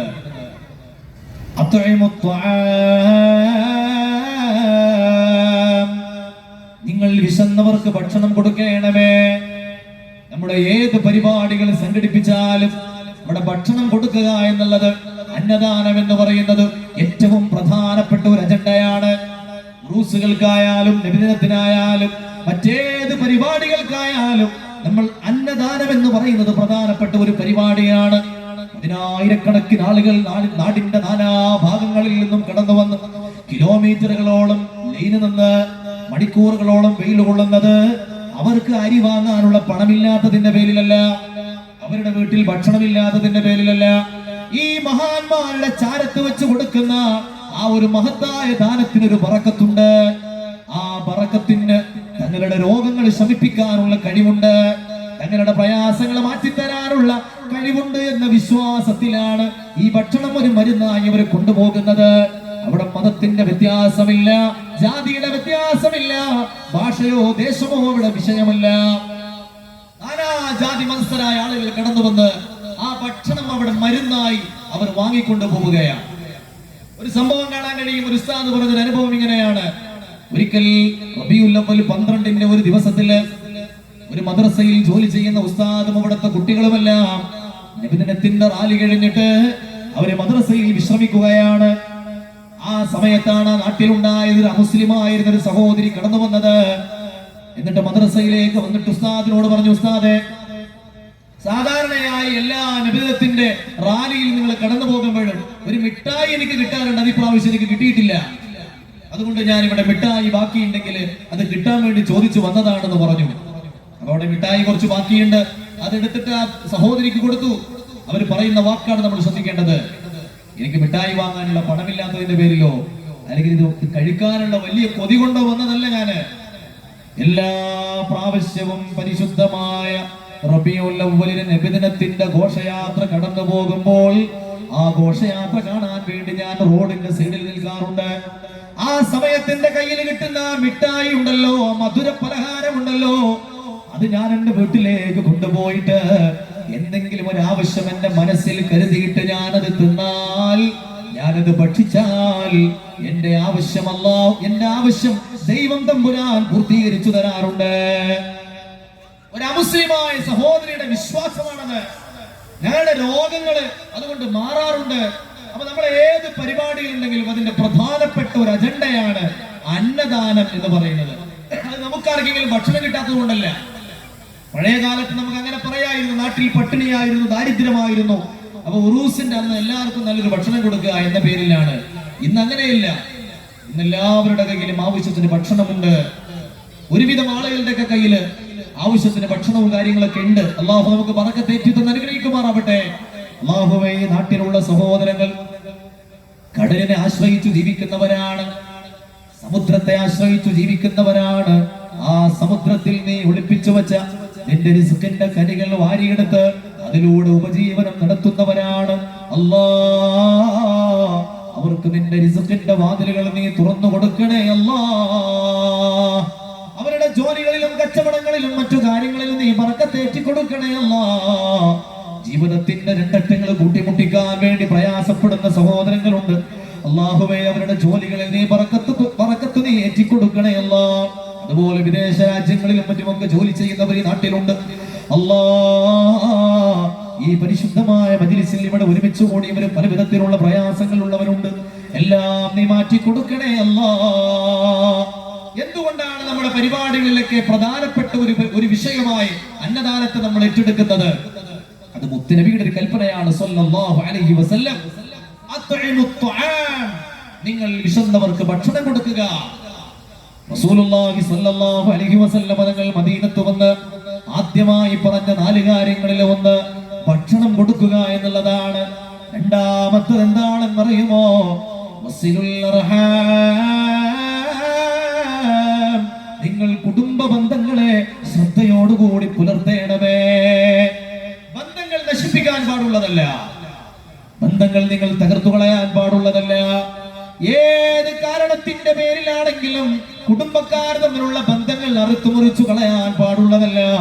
ആ ബന്ധങ്ങളെ നിങ്ങൾ നിലനിർത്തേണമേ എന്ന് മദീനത്ത് വന്ന് ആദ്യമായി കൊടുത്ത ഉപദേശങ്ങളിൽ ഒന്നായി മുത്തുനബി സ്വല്ലല്ലാഹു അലൈഹി വസല്ലം തങ്ങൾ ഓർമ്മപ്പെടുത്തുകയാണ്. ഒന്നാമതായി ഹബീബ് പറയുകയാണ്, വസല്ലൂ ബില്ലൈലി വന്നാസു നിയാം. ജനങ്ങളെല്ലാവരും കിടന്നുറങ്ങുന്ന കിടക്കുന്ന രാത്രികളിൽ നിങ്ങൾ അല്ലാഹുവിന് വേണ്ടി എഴുന്നേറ്റുകൊണ്ട് നമസ്കരിക്കണമേ. ഈ മൂന്നാമത്തെ കാര്യമാണ് മുത്തുനബി സല്ലല്ലാഹു അലൈഹി വസല്ലം തങ്ങൾ പഠിപ്പിച്ചത്. വഅഫ്ശുസ്സലാം, നിങ്ങൾ പരസ്പരം സലാം പറയണമേ. ഈ 4 കാര്യങ്ങൾ നിങ്ങൾ ചെയ്താൽ തദ്ഖുലുൽ ജന്നത ബിസലാം, നിങ്ങൾ സമാധാനത്തോടു കൂടി സ്വർഗീയ ലോകത്തേക്ക് കടന്നു പോകുമെന്ന് നബിയുനാ റസൂലുള്ളാഹി സ്വല്ലല്ലാഹു അലൈഹി വസല്ലം. ഈ 4 കാര്യങ്ങൾ നിങ്ങൾ ചെയ്താൽ സമാധാനത്തോടെ സ്വർഗത്തിൽ പോവാം. സ്വർഗത്തിൽ 2 നിലക്ക് കടക്കും. ഒന്ന് നമ്മളിപ്പോ പറഞ്ഞ പോലെ സമാധാനത്തിലുള്ള ഒരു കടക്കലുണ്ട്. അതായത് മലക്കുകള് സലാമുൻ അലൈക്കും തിബതും ഫദ്ഖുലൂഹാ ഖാലിദീൻ, സ്വർഗീയ കവാടത്തിന്റെ അരികിൽ വന്നു നിന്ന് സ്വർഗത്തെ കാക്കുന്ന മലക്കുകൾ സലാം പറഞ്ഞ് സ്വാഗതം ചെയ്യുന്ന ഒരു പ്രവേശനമുണ്ട്. മറ്റതങ്ങനെയല്ല. മറ്റതിനെ ചവിട്ടിത്തള്ളാന്നാണ് പറയാ. നരകത്തിൽ കുറെ കാലം കിടന്ന് ചെയ്തു പോയ തെറ്റുകളുടെയൊക്കെ ശിക്ഷ അനുഭവിച്ച് കത്തിക്കരിഞ്ഞ് ഒന്നുമല്ലാതെയായി മാറിയതിനു ശേഷമുള്ള ഒരു പുനർജന്മമുണ്ട്. അത് അവസാനം പിന്നെ പോവാനുള്ളത് പോട്ടെ സ്വർഗത്തിലേക്ക് എന്ന് പറഞ്ഞിട്ട് ഒരു ചവിട്ടിത്തള്ളുന്ന കയറ്റമുണ്ട്. അതുപോലെ നമുക്ക് സന്തോഷത്തോടെ സമാധാനത്തോടെ സ്വർഗത്തിന്റെ കവാടങ്ങളിൽ നിരനിരയായി മലക്കുകൾ ഇങ്ങനെ നിന്നിട്ട് സലാം സലാം സലാം പറഞ്ഞുകൊണ്ട് മലക്കുകൾ നമ്മെ സ്വീകരിക്കണം. അല്ലാഹു നമുക്ക് അതിന് തൗഫീഖ് നൽകട്ടെ. അല്ലാഹുവേ, ഞങ്ങൾക്ക് അതിന് നീ ഭാഗ്യം നൽകണം. അല്ലാഹ്, ചോദിക്കാൻ അർഹതയില്ല റബ്ബേ, നിന്റെ പൊരുത്തം കൊണ്ട് ചോദിക്കുന്നു റബ്ബേ, നിന്റെ കാരുണ്യത്തെ മുൻനിർത്തി ചോദിക്കുന്നു റബ്ബേ. ആ സ്വർഗത്തിലേക്ക് മുത്തുനബി പറഞ്ഞ പോലെ സമാധാനത്തോടെ കടന്നു പോവാൻ ഈ തൗഫീഖ് നൽകണേ അല്ലാഹ്. അതിന് ചെയ്യേണ്ട കാര്യങ്ങൾ എന്താണ്? പട്ടിണിയുള്ളവർക്ക് ഭക്ഷണം കൊടുക്കുക, വിശന്നവർക്ക് ഭക്ഷണം കൊടുക്കുക, സലാമിൻ ജനങ്ങളോട് സലാം പറഞ്ഞുകൊണ്ടിരിക്കുക, രാത്രി സമയങ്ങളിൽ എഴുന്നേറ്റ് നമസ്കരിക്കുക. രാത്രി സമയത്ത് എഴുന്നേറ്റ് നമസ്കരിക്കുക എന്ന് പറഞ്ഞാൽ തഹജ്ജുദ് നമസ്കാരമാവാം, അതുകൊണ്ടുള്ള ഉദ്ദേശം. അല്ലെങ്കിൽ രാത്രി സമയത്ത് പ്രധാനമായി 2 നമസ്കാരങ്ങൾ ഉണ്ടല്ലോ. ഒന്ന് ഇശാ നമസ്കാരമാണ്, മറ്റത് സുബ്ഹി നമസ്കാരമാണ്. ആരെങ്കിലും ഇശാ നമസ്കാരം ജമാഅത്തോടു കൂടി നിർവഹിച്ചാൽ അവൻ രാത്രിയുടെ പകുതിയും നമസ്കരിച്ചതിന് തുല്യമാണ്. ആരെങ്കിലും സുബ്ഹി നമസ്കാരം ജമാഅത്തോടു കൂടി നമസ്കരിച്ചാൽ അവൻ രാത്രി മുഴുവനും നമസ്കരിച്ചതുപോലെയാണെന്ന് നബിയുനാ റസൂലുള്ളാഹി സ്വല്ലല്ലാഹു അലൈഹി വസല്ലം. അവ രാത്രി 2 മണിക്ക് 3 മണിക്ക് എഴുന്നേറ്റ് തഹജ്ജുദ് നമസ്കരിക്കണമെന്ന് ഞാൻ നിങ്ങളോട് പറയുന്നില്ല. പക്ഷേ ഇശാഇന്റെയും സുബ്ഹിയുടെയും നമസ്കാരങ്ങൾ അതായി ജമാഅത്തോടു കൂടി നിർവഹിക്കാൻ നമ്മൾ ശ്രദ്ധിക്കണം. അല്ലാഹു നമുക്ക് തൗഫീഖ് നൽകട്ടെ. പുരുഷന്മാരെ സംബന്ധിച്ചിടത്തോളം അവർക്ക് പള്ളികളിൽ കടന്നു ചെല്ലാം. നമ്മുടെ നാട്ടിൽ ഒരുപാട് പള്ളികളുണ്ടല്ലോ. 5-8 പള്ളികൾ നമ്മുടെ ഈ ജമാഅത്തിന്റെ കീഴിൽ തന്നെയുണ്ട്. നമുക്ക് വളരെ എളുപ്പമാണ്. ഇനി പള്ളിയിൽ പോവാൻ പ്രയാസമുള്ള ആളുകളും അതുപോലെ തന്നെ വീട്ടിൽ തന്നെ തങ്ങുന്ന സ്ത്രീകൾക്കും വീട്ടിൽ ജമാഅത്തായി നമസ്കരിക്കാമല്ലോ. ഉമ്മയും മകളും ജമാഅത്തായി സുബ്ഹി നമസ്കരിച്ചിട്ട് ഉമ്മ ഇമാമ് നിൽക്കുകയാണ്. ഇമാമ നിന്നിട്ട് 2ാമത്തെ റുകൂഅ് കഴിഞ്ഞ് ഇഅ്തിദാലിലേക്ക് വന്ന് ഉമ്മ കരമുയർത്തുകയാണ്. അല്ലാഹുമ്മ ഹ്ദിനി ഫീമൻ ഹദൈത്, അല്ലാഹുവേ, എനിക്കും എന്റെ പ്രിയപ്പെട്ട മക്കൾക്കും നീ ഹിദായത്ത് നൽകണേ അല്ലാഹ്. മകള് പിന്നിൽ നിന്ന് ആമീൻ പറയുകയാണ്. വഅഫിനി ഫീമൻ ആഫൈത്, നീ ആഫിയത്ത് നൽകിയവരുടെ കൂട്ടത്തിൽ ഞങ്ങൾക്കും നീ ആയുരാരോഗ്യത്തോടു കൂടി ജീവിക്കാനുള്ള തൗഫീഖ് നൽകണേ അല്ലാഹ്. ഉമ്മ ദുആ ചെയ്യുകയാണ്, മകൾ ആമീൻ പറയുകയാണ്. വതവല്ലനി ഫീമൻ തവല്ലൈത്, നീ ഏറ്റെടുത്തവരുടെ കൂട്ടത്തിൽ എന്നെയും എന്റെ പ്രിയപ്പെട്ട ഭർത്താവിനെയും എന്റെ മക്കളെയും നീ ഉൾപ്പെടുത്തണേ അല്ലാഹ്. ആമീൻ പറയുന്നത് മക്കളാണ്. വബാരിക് ലനാ ഫീമാ അഅതൈത്, നീ ഞങ്ങൾക്ക് നൽകിയതിലെല്ലാം ബറക്കത്ത് ചൊരിയണേ അല്ലാഹ്. ഉമ്മ ദുആ ചെയ്യുന്നു, മക്കൾ ആമീൻ പറയുന്നു. ആ വീട്ടിലല്ലാതെ പിന്നെ എവിടെയാ ബറക്കത്ത് ഉണ്ടാവുക? സുബ്ഹി നമസ്കരിക്കാതെ കിടന്നുറങ്ങുന്ന ഒരു വീട്ടിലും ബറക്കത്തുണ്ടാവുകയില്ല. അവര് എന്ത് കച്ചവടം ചെയ്താലും അത് പൊട്ടും, എന്ത് ജോലി ചെയ്താലും അതിൽ അവർക്ക് നഷ്ടം വരും. ഒരു ബറക്കത്തും ജീവിതത്തിൽ ഉണ്ടാവില്ല. സുബ്ഹി നമസ്കരിക്കാതെ കിടന്നുറങ്ങുന്ന ഒരു വീട്ടിലും ബറക്കത്ത് ഉണ്ടാവില്ല. അല്ലാഹു നമുക്ക് നന്മയോടുകൂടി ജീവിക്കാൻ, നിസ്കാരം നിലനിർത്തി ജീവിക്കാൻ അല്ലാഹു തൗഫീഖ് നൽകട്ടെ. അപ്പൊ 4 കാര്യങ്ങൾ മുത്തനബി സല്ലല്ലാഹു അലൈഹി വസല്ലം തങ്ങൾ പഠിപ്പിച്ചത്: കുടുംബ ബന്ധം പുലർത്തുക, വിശന്നവർക്ക് ഭക്ഷണം കൊടുക്കുക, രാത്രി സമയത്ത് എഴുന്നേറ്റ് നമസ്കരിക്കുക. അത് സുബഹിയുമാവാം ഇശാഉമാവാം, തഹജ്ജുദ് തന്നെ വേണമെന്ന് ഞാൻ നിങ്ങളോട് വാശി പിടിച്ച് നിർബന്ധിക്കുന്നില്ല, സാധിക്കുന്നവർക്കാവാം. അല്ലാഹു തൗഫീഖ് നൽകട്ടെ. അപ്രകാരം ആരെ കണ്ടാലും വിശ്വാസിയെങ്കിലവരോട് അസ്സലാമു അലൈക്കും എന്ന് സലാം പറയാ. സ്ത്രീ പുരുഷന്മാർ തമ്മിലല്ല, പുരുഷന്മാർ പുരുഷന്മാരോട്, സ്ത്രീകൾ സ്ത്രീകളോട് കാണുമ്പോഴെല്ലാം സലാം പറയുക. ഈ 4 കാര്യങ്ങൾ നിങ്ങൾ ചെയ്താൽ സ്വർഗത്തിലേക്ക് സമാധാനത്തോടുകൂടി കടന്നു ചെല്ലാൻ കഴിയുമെന്ന് മുത്തനബി സല്ലല്ലാഹു അലൈഹി വസല്ലം തങ്ങൾ മദീനത്ത് പോയ ആദ്യത്തെ നിമിഷം തന്റെ സഹോദരങ്ങൾക്ക് നൽകിയ ഉപദേശമാണ്. നമ്മൾ ആലോചിക്കുക, വേറെന്തൊക്കെ പറയാനുണ്ട്? 5 വക്ത് നിസ്കാരത്തെ കുറിച്ച് പറയാനുണ്ട്, സകാത്തിനെ പറ്റിയോ അല്ലെങ്കിൽ മറ്റെന്ത് കാര്യങ്ങളാണെങ്കിലും അന്ന് പല കാര്യങ്ങളും നിർബന്ധമായിട്ടില്ല. ശരീഅത്തിന്റെ ഭാഗമായത് പിന്നെയാണ്, ശരി തന്നെയാണ്. പക്ഷേ എന്തെല്ലാം നിർബന്ധമായ ബാധ്യതകൾ തന്റെ ഉമ്മത്തിനോട് മുത്തനബിക്ക് പഠിപ്പിക്കാനുണ്ട്. ആദ്യത്തെ പ്രസംഗമാണ്. ആ പ്രസംഗത്തിൽ പോലും കുടുംബ ബന്ധത്തിന്റെ ആഴം മുത്തനബി സല്ലല്ലാഹു അലൈഹി വസല്ലം തങ്ങൾ ഊന്നി പറഞ്ഞിട്ടുണ്ടെങ്കിൽ അത് ജീവിതത്തിൽ മുസ്ലിമായ ഒരു മനുഷ്യൻ എത്രത്തോളം പ്രാധാന്യത്തോടു കൂടി കാണണമെന്ന് നമുക്കതിൽ നിന്ന് മനസ്സിലാക്കാൻ കഴിയുമല്ലോ. കുടുംബബന്ധം പുലർത്തുന്നവരെല്ലാം അപകടങ്ങളിൽ നിന്നും അല്ലാഹു രക്ഷപ്പെടുത്തും. അവർക്ക് ദീർഘായുസ്സുണ്ടാകും, അവരുടെ കുടുംബത്തില് ബറക്കത്ത്, അവരുടെ റിസ്ഖില് ബറക്കത്തുണ്ടാകും. ഇതല്ലേ നമുക്ക് ജീവിതത്തിൽ വേണ്ടത്? ദീർഘായുസ് വേണം, നല്ല റിസ്ഖും വേണം. ഇതാണ് ദുനിയാവിൽ നമുക്ക് ആവശ്യമുള്ളത്. ഈ 2 കാര്യങ്ങൾ നിങ്ങൾക്ക് വേണമോ എങ്കിൽ, ഒരുപാട് കാലം ആരോഗ്യത്തോടു കൂടി ജീവിക്കാൻ നിങ്ങൾക്ക് ആഗ്രഹമുണ്ടോ എങ്കിൽ നിങ്ങൾ കുടുംബ ബന്ധം പുലർത്തിക്കോളൂ എന്ന് നബിയുനാ റസൂലുള്ളാഹി സ്വല്ലല്ലാഹു അലൈഹി വസല്ലം. മൻ അഹബ്ബ അൻ യുബ്സത ലഹു ഫീ റിസ്ഖിഹി വ യംസഅലഹു ഫീ അഥരി ഫൽയസിൽ റഹിമ ശഫീഉനാ റസൂലുള്ളാഹി സ്വല്ലല്ലാഹു അലൈഹി വസല്ലം. കുടുംബ ബന്ധം പുലർത്തുന്ന ആളുകൾക്ക് ദീർഘായുസ് ഉണ്ടാവും, അവർ അപകടത്തിൽ നിന്ന് രക്ഷപ്പെടും, അവർക്ക് സലാമത്ത് ഉണ്ടാവും, അവർ പെട്ടെന്ന് മരിക്കൂല, അവർക്ക് റിസ്ഖിൽ ബറക്കത്തുണ്ടാവും. കുടുംബ ബന്ധം പുലർത്തുക. അല്ലാഹു തൗഫീഖ് നൽകട്ടെ. ഇതുപോലെ നമുക്ക് ഈ ഒരു വിശ്വാസം, കുടുംബ ബന്ധം പുലർത്തുന്നവർക്ക് അപകടങ്ങൾ സംഭവിക്കില്ല എന്നും അല്ലാഹു അവരെ സംരക്ഷിക്കുമെന്നുള്ള ആ വിശ്വാസം മുത്തുനബി സല്ലല്ലാഹു അലൈഹി വസല്ലം തങ്ങളുടെ മുമ്പ് തന്നെ മക്കത്തെ കുറിച്ചിട്ടുണ്ടായിരുന്നു.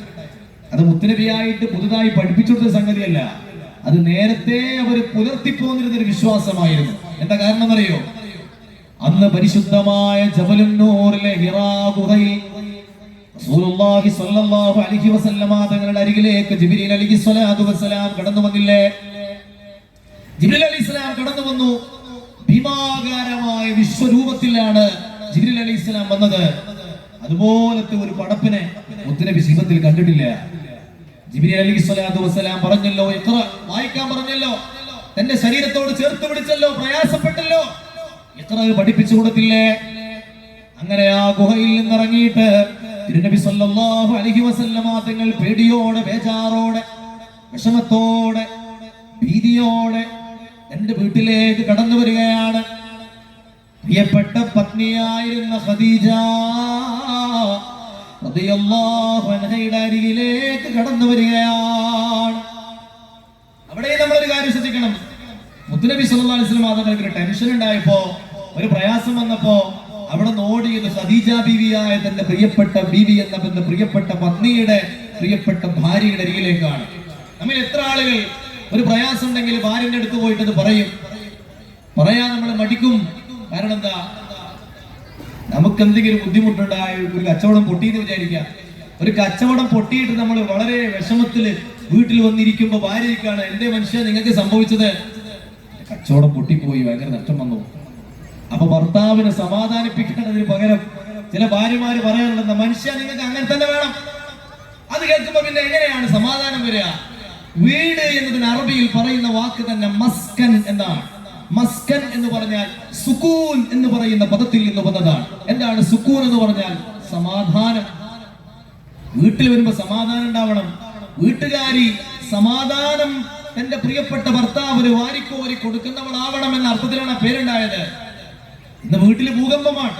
മസ്കൻ എന്ന് പറയുന്ന പേര് തന്നെ വീടിന് മാറ്റേണ്ട ഒരു കാലം അതിക്രമിച്ചിരിക്കുകയാണ് എന്നാണ് നമുക്ക് തോന്നുന്നത്. മുത്തുനബി സല്ലല്ലാഹു അലൈഹി വസല്ലം തങ്ങളെ പോലെ ഒരു ഭർത്താവ്, ഖദീജ ബീവിയെ പോലെ ഒരു ഭാര്യ ഇസ്ലാമിക ചരിത്രത്തിൽ കഴിഞ്ഞു പോയിട്ടുണ്ടോ സഹോദരങ്ങളെ? റസൂലുള്ളാഹി സ്വല്ലല്ലാഹു അലൈഹി വസല്ലം തങ്ങൾക്ക് ഏറ്റവും കൂടുതൽ ഇഷ്ടമുണ്ടായിരുന്നത് ആയിഷ ബീവിയോടാണ്. പക്ഷെ ആയിഷ ബീവിയോട് വരെ മുത്തുനബി സല്ലല്ലാഹു അലൈഹി വസല്ലം തങ്ങൾ പലപ്പോഴും പറഞ്ഞിട്ടുണ്ട്, എന്റെ ഖദീജയെ പോലെയാവാൻ നിങ്ങൾക്ക് കഴിയില്ല. 40 വയസ്സിലാണ് ഖദീജ ബീവി റളിയല്ലാഹു അൻഹ മുത്തുനബിയുടെ ഭാര്യയാകുന്നത്. ആലോചിക്കണം, നമ്മള് 40 വയസ്സ് എന്നൊക്കെ പറഞ്ഞാൽ ഒരു സ്ത്രീയെ സംബന്ധിച്ചിടത്തോളം അവരുടെ സൗന്ദര്യത്തിന്റെ അവസാനമാണ്, അവരുടെ ആരോഗ്യത്തിന്റെ അസ്തമയ കാലമാണ്. എങ്കിലും മരണപ്പെട്ട് പിന്നെയും വർഷങ്ങൾ കഴിഞ്ഞിട്ടും ഖദീജ ബീവി റളിയല്ലാഹു അൻഹയെ സ്നേഹത്തോടു കൂടി തന്റെ ഭാര്യമാരുടെ മുമ്പിൽ അനുസ്മരിക്കുമായിരുന്നു റസൂലുള്ളാഹി സ്വല്ലല്ലാഹു അലൈഹി വസല്ലം തങ്ങൾ. നമുക്കിവിടെ കുടുംബജീവിതം എന്ന വിഷയം വേറെ ഒരു ഉസ്താദ്, ഒരു പണ്ഡിതൻ ഇവിടെ സംസാരിക്കാനുള്ളത് കൊണ്ട് തന്നെ ഇൻഷാ അല്ലാഹ് ഞാൻ ആ ഭാഗത്തേക്ക് കടന്നു വരുന്നില്ല. ഒരു പക്ഷേ ഇവിടെ നേരത്തെ പറഞ്ഞ് ബഹുമാനപ്പെട്ട ആബിദ് ഉദവി തച്ചണ്ണ, അദ്ദേഹം വേർപിരിയാത്ത കുടുംബജീവിതം എന്നതാണ് കഴിഞ്ഞ ദിവസം അദ്ദേഹത്തിന്റെ പ്രഭാഷണമായിരുന്നു, തിങ്കളാഴ്ച ദിവസം. അപ്പൊ അദ്ദേഹം ആ വിഷയങ്ങളൊക്കെ പറഞ്ഞിട്ടുണ്ടാകുമെന്ന് ഞാൻ വിചാരിക്കുകയാണ്, അതുകൊണ്ട് അതിലേക്ക് ഞാൻ കടന്നു വരുന്നില്ല. മാണിക്യമലരായ പൂവി മഹദിയാം ഖദീജ ബീവി മക്കയെന്ന പുണ്യനാട്ടിൽ വിലസിടും നാരി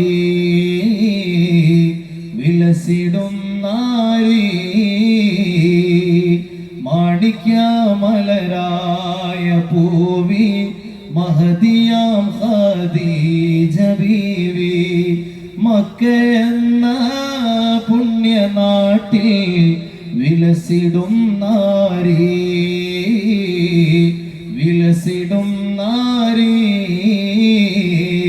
ഖാതിമുൻ നബിയെ വിളിച്ചു കച്ചവടത്തിനയച്ചു, കണ്ട നേരം കൽബിനുള്ളിൽ മോഹമോദിച്ചു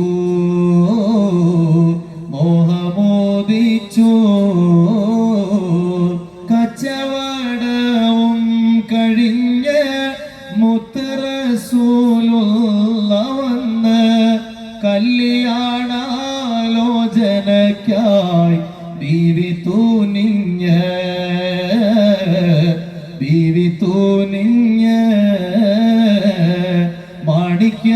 മാണിക്യമലരായ പൂവി മഹദിയാം ഖദീജ ബീവി മക്കയെന്ന പുണ്യനാട്ടിൽ വിലസിടും നാരി.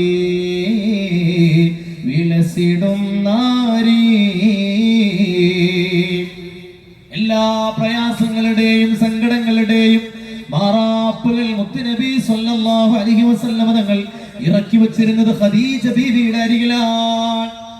നബി സ്വല്ലല്ലാഹു അലൈഹി വസല്ലം തങ്ങളെ സംബന്ധിച്ചിടത്തോളം ഖദീജ ബീവി എന്ന് പറഞ്ഞാൽ കേവലം ഒരു ഭാര്യ മാത്രമായിരുന്നില്ല.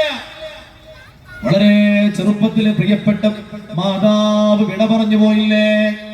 തന്റെ 6ാമത്തെ വയസ്സ് മുതൽ പ്രിയപ്പെട്ട ഉമ്മാന്റെ സ്നേഹ പരിലാളനകൾ ഏൽക്കാനുള്ള അവസരമില്ലാത്ത അല്ലമീനായിരുന്ന മുത്തുനബി സ്വല്ലല്ലാഹു അലൈഹി വസല്ലം തങ്ങൾക്ക് ഉമ്മയുടെ തണൽ വിരിച്ചവരാണ് ബീവി ഖദീജ. ഒരു ഉമ്മയെ പോലെ തന്റെ മാറോട് ചേർത്ത് പിടിച്ചവരാണ് ബീവി ഖദീജ റളിയല്ലാഹു അൻഹാ.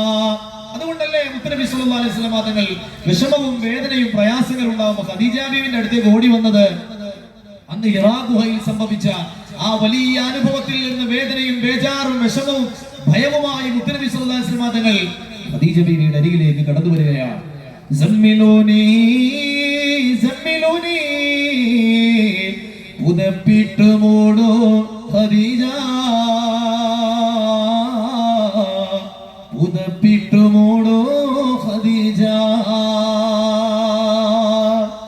പുതപ്പിട്ട് മൂടോ ഖദീജ, പുതപ്പിട്ട് മൂടോ ഖദീജ. ആ രംഗം നമ്മുടെ മനസ്സിന്റെ മുമ്പിൽ ഇങ്ങനെ കണ്ടു നോക്ക്. റസൂലുള്ളാഹി സ്വല്ലല്ലാഹു അലൈഹി വസല്ലം തങ്ങൾ പേടിച്ചു ബേജാറായി വീട്ടിലേക്ക് കയറി വരുന്നു. ഖദീജ ബീവി റളിയല്ലാഹു അൻഹ മുത്തുനബിയെ സ്വീകരിക്കുന്നു, കട്ടിലിൽ കിടത്തുന്നു, പുതപ്പിട്ട് മൂടിക്കൊടുക്കുന്നു, ഹബീബിനെ തലോടുന്നു. ഹബീബിന്റെ പരിശുദ്ധമായ ശരീരം ഇങ്ങനെ ഖദീജ ബീവി റളിയല്ലാഹു അൻഹ തലോടിയിട്ട് ഒരു ഉമ്മ തന്റെ കുഞ്ഞിനെ സമാധാനിപ്പിക്കുന്ന പോലെ മുത്തുനബിയെ സമാധാനിപ്പിക്കുന്ന ആ ഒരു രംഗം ഇങ്ങനെ മനസ്സിൽ കണ്ടു നോക്ക്. ആ ചെറ്റക്കുടിലില് മക്കത്തെ ആ ചെറിയ പുരയില് ഖദീജ ബീവി റളിയല്ലാഹു അൻഹയുടെ വസതിയില് ആ ഈന്തപ്പനയോല കൊണ്ട് ഇങ്ങനെ മേഞ്ഞിട്ടുള്ള ആ ചെറിയ കുടിലില്ല, ചെറിയ മുറിയില് മുത്തുനബിയെ സമാധാനിപ്പിക്കുന്ന ഖദീജ ബീവിയുടെ ഒരു രൂപം ഇങ്ങനെ കണ്ടു നോക്ക്.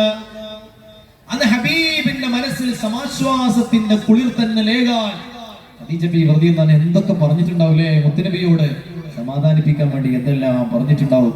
ആ കൂട്ടത്തില് ഖദീജ ബീവി റളിയല്ലാഹു അൻഹ ഹബീബിനോട് പറഞ്ഞൊരു വാക്കുണ്ട്,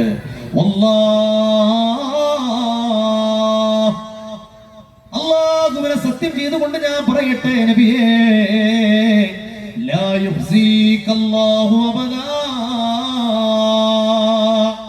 ഒരിക്കലും അല്ലാഹു നിങ്ങളെ കൈവിടുകയില്ല, നിങ്ങൾക്കൊരു പ്രയാസവും വന്നെത്തുകയില്ല, ഒരപകടവും നിങ്ങൾക്കുണ്ടാവുകയില്ല, നിങ്ങളെ അല്ലാഹു ഒരിക്കലും പ്രയാസപ്പെടുത്തുകയില്ല. എന്താണ് കാരണം? ഇന്നക ലതസിലുർ റഹിമ, നിങ്ങൾ കുടുംബബന്ധം പുലർത്തുന്നവരാ. അതാണ് നമ്മുടെ വിഷയം.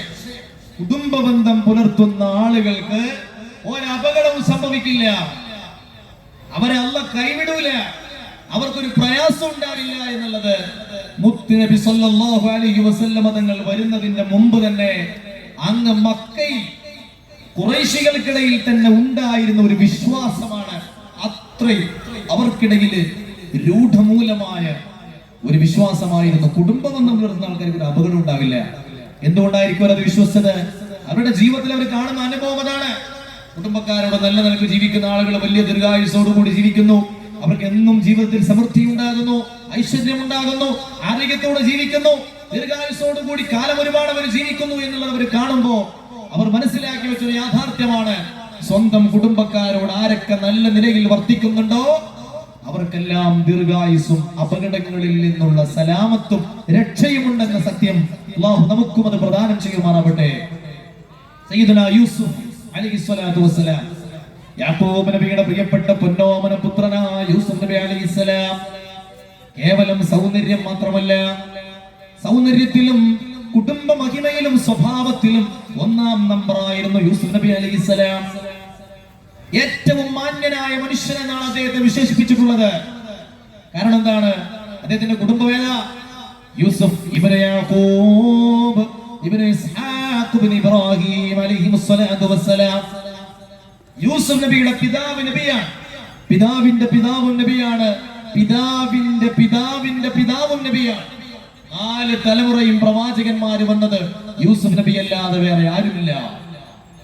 വലിയ കുടുംബമാണ്, വലിയ തറവാടാണ്. ഇബ്രാഹിം നബിയുടെ പേരക്കുട്ടിയാണ്.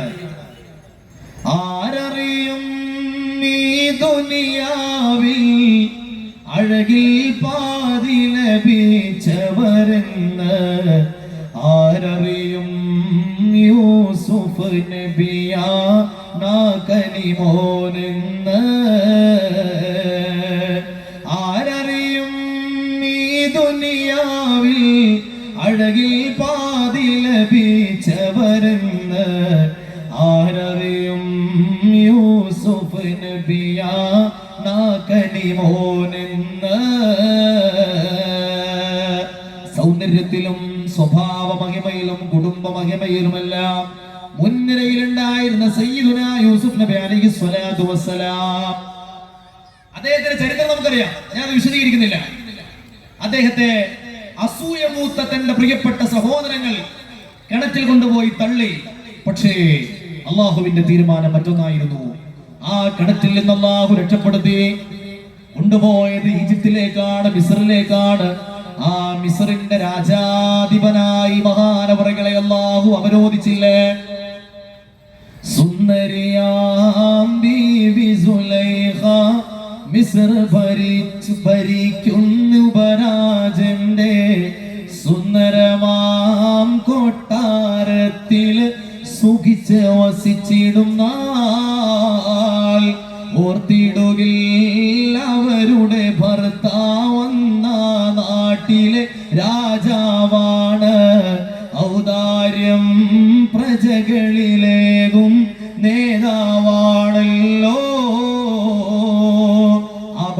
കൊട്ടാരത്തിലേക്കാണ് യൂസുഫ് നബി അലൈഹി സ്വലാത്തു വസ്സലാം കയറി വരുന്നത്. ഒരു അടിമയായി, പരദേശിയായി, ദരിദ്രനായി, വിദേശിയായി കടന്നു വന്ന യൂസുഫ് നബി അലൈഹി സ്വലാത്തു വസ്സലാമിനെ ആ ഈജിപ്തിലെ കൊട്ടാരത്തിന്റെ പരമോന്നത പദവിയിലേക്ക് അല്ലാഹു ഉയർത്തുകയാണ്. കാലം ഒരുപാട് കഴിഞ്ഞുപോയി. ഒരു സിനിമയിലോ നാടകത്തിലോ കാണുന്ന പോലെ യൂസുഫ് നബി അലൈഹിസ്സലാമിന്റെ ജീവിതം ക്ലൈമാക്സിലേക്ക് അടുക്കുകയാണ്. അപ്പോഴാണ് ആ ട്വിസ്റ്റ് കടന്നു വരുന്നത്. എന്തായിരുന്നു ആ ട്വിസ്റ്റ്? തന്നെ കിണറ്റിലേക്ക് വലിച്ചെറിഞ്ഞ തന്റെ സഹോദരങ്ങൾ അവസാനം ഭക്ഷണത്തിന് വേണ്ടി യാചിച്ചുകൊണ്ട് തന്റെ കാൽ കീഴിൽ വന്നു നിൽക്കുന്ന രംഗം ഒന്ന് ആലോചിച്ച് നോക്ക്. തന്നെ കൊല്ലാൻ വേണ്ടി കിണറ്റിലിട്ടവരാണ് അവര്. അവരാണ് ഭക്ഷണത്തിന് വേണ്ടി തന്റെ മുമ്പിൽ വന്നു നിൽക്കുന്നത്. ഒരു നിമിഷം യൂസുഫ് നബി അലൈഹി സ്വലാത്തു വസ്സലാമിന് ഒരു കൽപ്പന പുറപ്പെടുവിച്ചിരുന്നെങ്കിൽ, വിരലൊന്ന് ഞൊടിച്ചിരുന്നെങ്കിൽ അവരുടെ തല ഭൂമിയിൽ ഉരുണ്ടു പോകുമായിരുന്നു. അവർ കൊല്ലപ്പെടുമായിരുന്നു. യൂസുഫ് നബിക്ക് അതൊരു പ്രയാസമുള്ള കാര്യമേ അല്ല.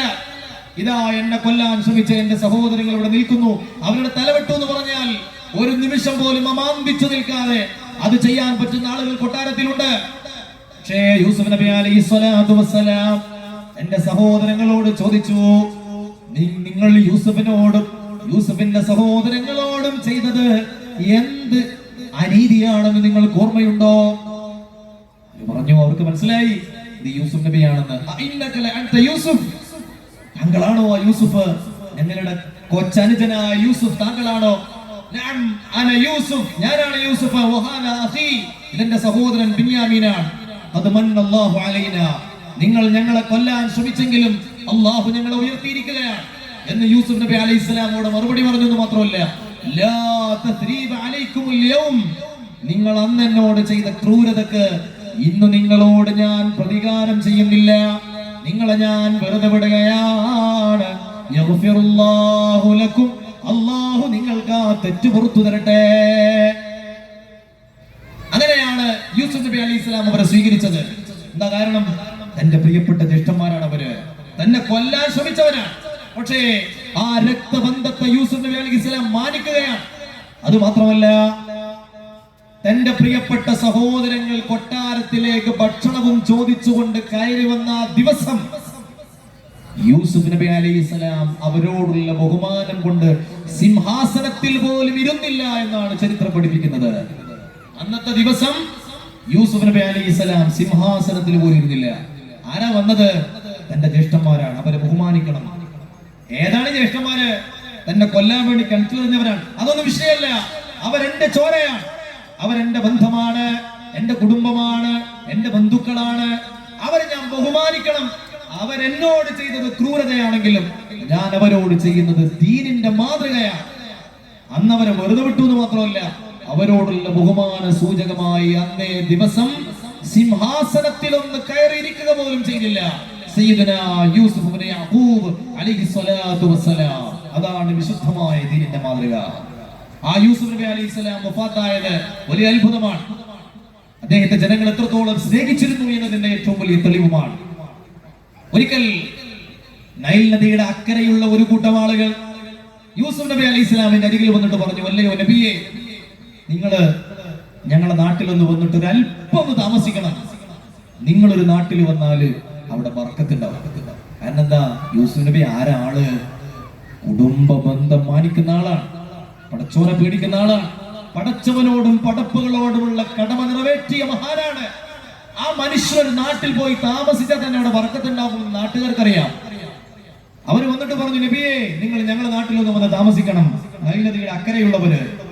അങ്ങനെ യൂസുഫ് നബി അലൈഹി സ്വലാത്തു വസ്സലാം അവരുടെ വിളിയാളം കേട്ട് അവരുടെ ക്ഷണം സ്വീകരിച്ചുകൊണ്ട് നൈൽ നദിയുടെ അക്കരെ കടന്നവിടെ താമസിക്കുകയാണ് ഒരൽപ്പ ദിവസത്തേക്ക്. പക്ഷേ അള്ളാഹുവിന്റെ അലംഘനീയമായ വിധിയെന്നോണം അസ്റായീൽ അലൈഹി സ്വലാത്തു വസ്സലാം കടന്നു വന്നു. യൂസുഫ് നബി അലൈഹി സ്വലാത്തു വസ്സലാമിന്റെ റൂഹ് പിടിക്കുകയാണ്. മഹാനവറുകൾ നൈൽ നദിയുടെ അക്കരെ വെച്ച് വഫാത്താവുകയാണ്. അപ്പൊ നൈൽ നദിയുടെ അക്കരയുള്ളവരും ഇക്കരയുള്ളവരും തമ്മിൽ ഭയങ്കരമായ തർക്കമുണ്ടായി. എന്താണ് വിഷയം? ഇക്കരയുള്ള ആളുകൾ വന്നിട്ട് പറഞ്ഞു, യൂസുഫ് നബി അലൈഹി സ്വലാം ഞങ്ങളുടെ നാട്ടുകാരനാണ്, അതുകൊണ്ട് ആ ജനാസ ഞങ്ങൾ കൊണ്ടുപോയി ഞങ്ങളുടെ നാട്ടിൽ മറവ് ചെയ്യും, ആ ബറക്കത്ത് ഞങ്ങൾക്ക് വേണം. നേരത്തെ നമ്മൾ പറഞ്ഞല്ലോ, സ്വാലിഹീങ്ങൾ മറവ് ചെയ്യപ്പെട്ട് കിടക്കുന്ന പ്രദേശത്ത് ബർക്കത്തുണ്ട്. ആ ബർക്കത്ത് ഞങ്ങൾക്ക് വേണം, ഞങ്ങൾ അദ്ദേഹത്തിന്റെ നാട്ടുകാരാണ്.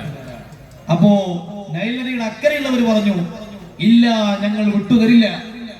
യൂസുഫ് നബി അലൈഹിസ്സലാമിനെ അല്ലാഹു റൂഹ് പിടിക്കാൻ തീരുമാനിച്ചത് ഈ നാട്ടിലാണ്. അതുകൊണ്ട് മഹാനവറുകൾ ഖിയാമത്ത് നാൾ വരെ ഞങ്ങൾക്കൊരു അനുഗ്രഹമായി ഇവിടെ കിടക്കണം. അവർ തമ്മിൽ വലിയ തർക്കമായി, വലിയൊരു യുദ്ധത്തിന്റെ വക്കിലേക്ക് എത്തുകയാണ്. ആ സമയത്താണ് അവർക്കിടയിൽ തീർപ്പ് കൽപ്പിക്കപ്പെട്ട് അതിനൊരു തീരുമാനമായത്. എന്തായിരുന്നു വിഷയം?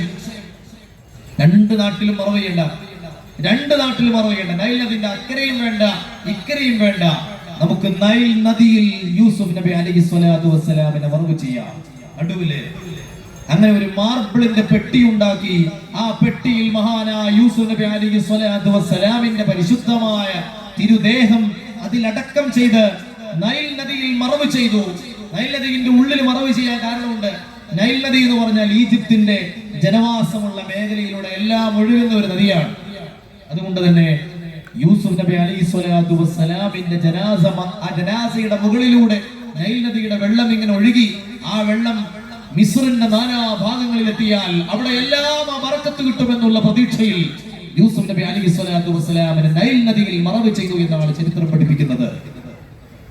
ആരായിരുന്നു യൂസുഫ് നബി അലൈഹി സ്വലാം?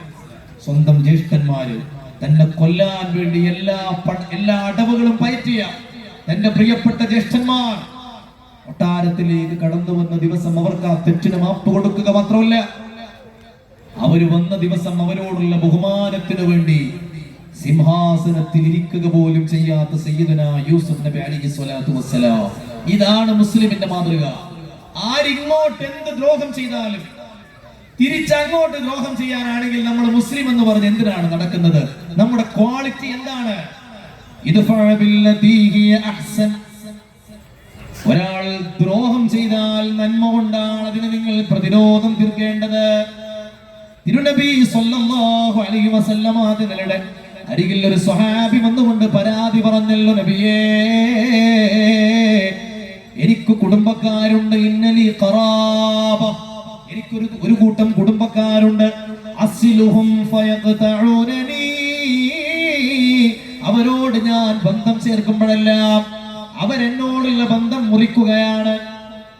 അവരോട് ഞാൻ ഗുണം ചെയ്യുമ്പോഴെല്ലാം അവരെന്നോട് ദ്രോഹം ചെയ്യുകയാണ്. അവരോട് ഞാൻ സ്നേഹം കാണിക്കുമ്പോഴെല്ലാം അവരെന്നോട് അക്രമം കാണിക്കുകയാണ്. ആ സമയത്ത് റസൂലുള്ളാഹി സ്വല്ലല്ലാഹു അലൈഹി വസല്ലം തങ്ങൾ പറഞ്ഞു, അങ്ങനെ ഗൗരവമുള്ള ഒരു വാക്കാണ് പറഞ്ഞത്, ഇൻ കുൻത കമാ ഖുൽത്, നീ പറഞ്ഞതുപോലെയാണ് കാര്യമെങ്കിൽ, ഫകഅന്നമാ തുസിഫുഹുൽ മൽ, നീ അവരെ ചുടുവെണ്ണീര് തീറ്റിക്കുന്നത് പോലെയാണ്. അവർ നീ കാരണത്താൽ ചൂടുള്ള വെണ്ണീരാണ് തിന്നുകൊണ്ടിരിക്കുന്നത്. ചൂടുള്ള വെണ്ണീർ അവർ നീ കാരണത്താൽ തിന്നുകൊണ്ടിരിക്കുകയാണ്. അവരിങ്ങോട്ട് എന്തെങ്കിലുമൊക്കെ പറഞ്ഞോട്ടെ, നീ പകരം പറയാൻ പോകരുത്. അവരക്രമം ചെയ്യട്ടെ, നീ പ്രതികാരം ചെയ്യരുത്, നീ പകരം വിട്ടരുത്. നീ മിണ്ടാതിരുന്നാൽ, നീ ക്ഷമ കാണിച്ചാൽ, നീ സഹനം കാണിച്ചാൽ അല്ലാഹുവിന്റെ ഭാഗത്ത് നിന്ന് ഒരു സഹായി നിനക്കുണ്ടാകുമെന്ന് നബിയുനാ റസൂലുള്ളാഹി സ്വല്ലല്ലാഹു അലൈഹി വസല്ലം. ഇങ്ങോട്ട് ആരും അക്രമം ചെയ്യട്ടെ, ഇങ്ങോട്ട് ആരെന്തും ചെയ്യട്ടെ, പക്ഷേ തിരിച്ചങ്ങോട്ട് നമ്മൾ അക്രമം ചെയ്യേണ്ടവരല്ല, നമ്മൾ ഗുണം ചെയ്യേണ്ടവരാണ്. അപ്പോഴല്ലേ നമ്മൾ മുസ്ലിം ആകുന്നത്. ഇസ്ലാമിന്റെ യഥാർത്ഥ ക്വാളിറ്റി കാത്തു സൂക്ഷിക്കുന്നത് അപ്പോഴല്ലേ. അല്ലാഹു നമുക്ക് അങ്ങനെയുള്ള ഒരു സന്മനസ് പ്രദാനം ചെയ്യുമാറാവട്ടെ. അതുമായി ബന്ധപ്പെട്ട് റസൂലുള്ളാഹി സ്വല്ലല്ലാഹു അലൈഹി വസല്ലം പറഞ്ഞിട്ടുണ്ട്. ഒരിക്കൽ മുത്തുനബിയോട് ഒരു സ്വഹാബി ചോദിച്ചു, നബിയെ, എന്താണ് നന്മ എന്ന് പറഞ്ഞാൽ? ഗുണം എന്ന് പറഞ്ഞാൽ എന്താണ്? നന്മ എന്താണ്? അപ്പൊ നബി തങ്ങൾ പറഞ്ഞത്, അൻതസിലമൻ ഖതഅക, നിന്നോടുള്ള ബന്ധം മുറിച്ച ആളുകളെ അങ്ങോട്ട് പോയി നീ ബന്ധം ചേർക്കലാണ്. വതുതിയമൻ ഹറമക, നിനക്ക് നൽകാതെ പിടിച്ചു വെച്ചവർക്ക് നീ അങ്ങോട്ട് കൊടുക്കലാണ്. ആ വീട്ടിൽ എന്തോ ഒരു ഫംഗ്ഷൻ ഉണ്ടായപ്പോ അവിടെ ഭക്ഷണം വെച്ചിരുന്നത് ബാക്കിയായപ്പോ കുറെ അയൽവാസികൾക്ക് കൊടുത്തു, നമുക്ക് കിട്ടിയില്ല. നമ്മളെന്താ ചെയ്യേണ്ടത്? നമ്മുടെ വീട്ടിൽ ഇതുപോലെ ഫംഗ്ഷൻ ഉണ്ടാകുമ്പോ എല്ലാ അയൽവാസികളും കൊടുക്കുക, അവർക്ക് മാത്രം മനഃപൂർവ്വം കൊടുക്കാതിരിക്കുക. അങ്ങനെയാണോ? അല്ല, ആദ്യമായി കൊടുക്കേണ്ടത് അവർക്കാണ്. നിങ്ങൾക്ക് ആര് നൽകാതെ പിടിച്ചു വെച്ചോ അവർക്ക് നിങ്ങൾ അങ്ങോട്ട് കൊണ്ടുപോയി കൊടുക്കുക. നിന്നോട് അക്രമം ചെയ്തവരാരുണ്ടോ അവർക്ക് നീ മാപ്പ് ചെയ്തു കൊടുക്കുക. दुश्मनों से ने बदला किया हजरत ने कभी भी मारा भी तो अखलाक के तलवार से मारा. ഇതല്ലേ മുത്തുനബി സല്ലല്ലാഹു അലൈഹി വസല്ലം തങ്ങളുടെ മാതൃക. ആക്രമിച്ചവർക്ക് മാപ്പ് ചെയ്തു കൊടുക്കുക, ബന്ധം വിച്ഛേദിച്ചവരോട് അങ്ങോട്ട് പോയി ബന്ധം ചേർക്കുക, ഇങ്ങോട്ട് നൽകാതെ അവഗണിച്ചവർക്ക് അങ്ങോട്ട് കൊണ്ടുപോയി കൊടുക്കുക. പരിശുദ്ധമായ ഖുർആൻ നമ്മുടെ ഇഹപര ജീവിതത്തിന്റെ വിജയത്തിന് വേണ്ടി 10 കാര്യങ്ങൾ നമ്മോട് പഠിപ്പിക്കുന്നുണ്ട്. സൂറത്തുൻ നിസാ. ഈ കാര്യങ്ങൾ നമ്മൾ ജീവിതത്തിൽ കൊണ്ടുവന്നാൽ ദുനിയാവിലും ആഖിറത്തിലും വിജയിക്കാനും അള്ളാഹുവിന്റെ പൊരുത്തം നേടാനും നമുക്ക് സാധിക്കും. അള്ളാഹു തൗഫീഖ് നൽകട്ടെ. ഈ ആശയം വരുന്ന ആയത്താണ് നമ്മുടെ പ്രഭാഷണത്തിന്റെ ആമുഖമെന്നോണം നമ്മൾ ഓതിവെച്ചത്. ബിസ്മില്ലാഹിർ റഹ്മാനിർ റഹീം വഅബ്ദുല്ലാഹ വലാ തുശ്രികൂ ബിഹി ശൈആ. അല്ലാഹുവിനെ ആരാധിക്കുക, അവനെ മാത്രം ആരാധിക്കുക, ഒരു ദൈവത്തെ കൊണ്ടും ശിർക്ക് ചെയ്യാതിരിക്കുക. അല്ലാഹുവിനോടുള്ള ഇബാദത്തിൽ ഒരാൾക്കും ഒരു സ്ഥാനവും നൽകാതിരിക്കുക. അത് ജീവിതത്തിന്റെ ഏറ്റവും അടിസ്ഥാനപരമായ കാര്യമാണ്. വബിൽ വാലിദൈനി ഇഹ്സാനാ.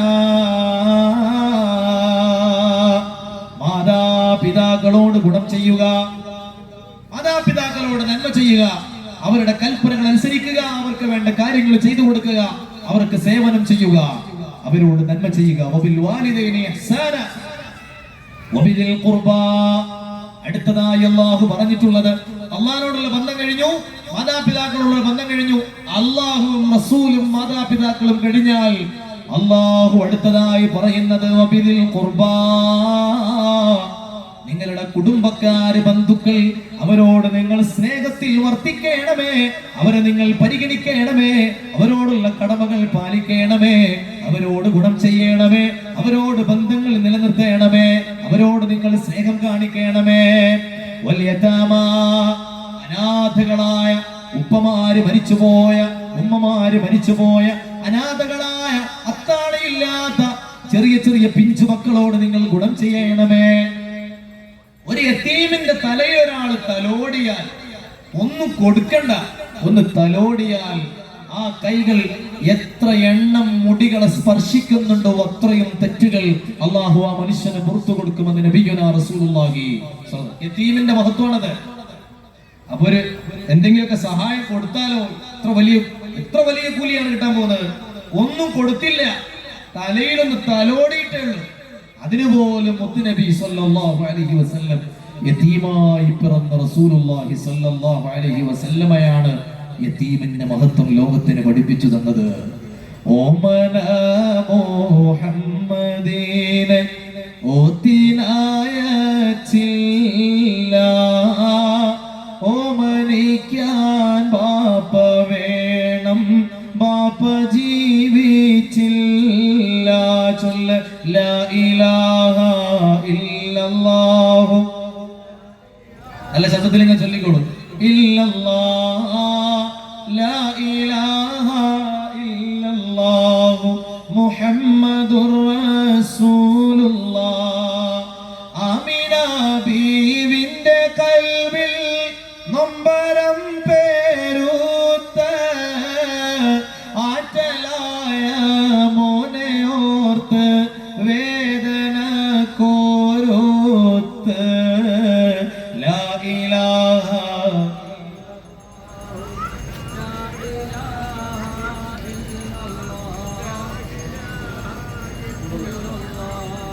മുഹമ്മദുർ റസൂലുള്ളാഹ്. ഏറ്റ ദുഃഖം കാട്ടിടാതെ ഓമനിച്ചണച്ച് ആമിന ബീ പൂമകനെ ചുംബനമണച്ച്.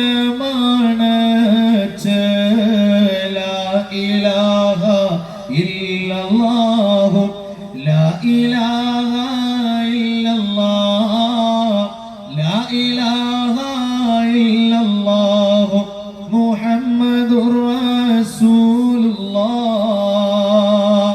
യതീമിനെ തലോടുന്ന ഓരോ കൈകൾക്കുമുള്ളത് എണ്ണിയാലൊടുങ്ങാത്ത നന്മയാണെന്ന് പഠിപ്പിച്ച ലഭിച്ച യതീമായി പിറന്ന മുഹമ്മദുർ റസൂലുള്ളാഹി സ്വല്ലല്ലാഹു അലൈഹി വസല്ലം തങ്ങൾ ദുനിയാവിലെയും ആഖിറത്തിലെയും വിജയത്തിന് ആവശ്യമായ കാര്യങ്ങൾ നമുക്ക് ഓതി പഠിപ്പിച്ചു തരികയാണ്.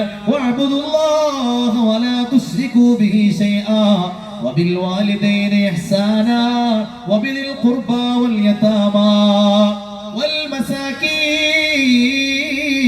നിങ്ങളുടെ വീട്ടിലേക്ക് കടന്നു വരുന്ന പാവപ്പെട്ട സഹോദരങ്ങൾ, അവർക്ക് നിങ്ങൾ ഗുണം ചെയ്യണമേ, അവരോട് നിങ്ങൾ നന്മ ചെയ്യണമേ, അവർക്ക് നിങ്ങൾ ഭക്ഷണം നൽകണമേ, സഹായങ്ങൾ നൽകണമേ. വസ്സാഹിബി ബിൽ ജംബ് വൽ ജാരി ദിൽ ഖുർബാ. അപ്രകാരം തന്നെ ബന്ധുവായ അയൽവാസിയുമാണ്, ബന്ധുവാണ്. അപ്പൊ നമ്മുടെ നാടുകളിലൊക്കെ അധികം അങ്ങനെ ആയിരിക്കും, ബന്ധുക്കളുമാണ്, അയൽവാസികളുമാണ്. പക്ഷെ അവർ തമ്മിലാണ് ഏറ്റവും വലിയ ശത്രുത. കീരിയും പാമ്പും കണ്ട പോലെയാണ്. എത്ര ബാധ്യത ഉണ്ട് ഒരു അയൽവാസിയായ ബന്ധുവിനോട്? 3 ലെവലിലുള്ള ബാധ്യതയുണ്ട്. 3 ലെവലുണ്ട്. ഒന്ന്, അവർ വിശ്വാസിയാണ് എന്നുള്ള നിലക്കുള്ള ബാധ്യത. ഒരു വിശ്വാസിക്ക് മറ്റൊരു വിശ്വാസിയുടെ ബാധ്യതയുണ്ട്. ആ ബാധ്യത ഈ അയൽവാസിക്കുമുണ്ട്. അദ്ദേഹം അയൽവാസിയാണെന്ന കാര്യത്തിലുള്ള ബാധ്യതയുണ്ട്. 2, അദ്ദേഹം നമ്മുടെ കുടുംബമാണെന്ന കാര്യത്തിലുള്ള ബാധ്യതയുണ്ട്. അങ്ങനെ 3 ലെയറിലുള്ള ബാധ്യത, 3 ലെവൽ ബാധ്യതയുള്ളവരോട്. പക്ഷേ ഇതാരാണ് ജീവിതത്തിൽ ശ്രദ്ധിക്കാറുള്ളത്? പിന്നെ എങ്ങനെയാണ് നമുക്കൊക്കെ സന്തോഷത്തോടു കൂടി ജീവിക്കാൻ കഴിയുന്നത്? അള്ളാഹു പറഞ്ഞ കാര്യങ്ങൾ നമ്മുടെ ജീവിതത്തിൽ കൊണ്ടുവരാതെ മുസല്ല വിരിച്ച് അള്ളാഹുവിന്റെ മുമ്പിൽ ഇങ്ങനെ ദുആ ചെയ്തതുകൊണ്ട് മാത്രം കാര്യമില്ല. പടച്ചവന് വേണ്ടത് പടപ്പുകളോടുള്ള ബന്ധം പൂർണ്ണമാവല. പടപ്പുകളോടുള്ള ബന്ധം പൂർണ്ണമാവാത്തവന്റെ ഒരു ഇബാദത്തും അള്ളാഹുവിന് തൽക്കാലം ആവശ്യമില്ല. ഞാൻ ആ ഭാഗത്തേക്ക് കടന്നു വരുന്നുണ്ട്. അള്ളാഹു നമ്മളെ നല്ലവരിൽ ഉൾപ്പെടുത്തുമാറാവട്ടെ.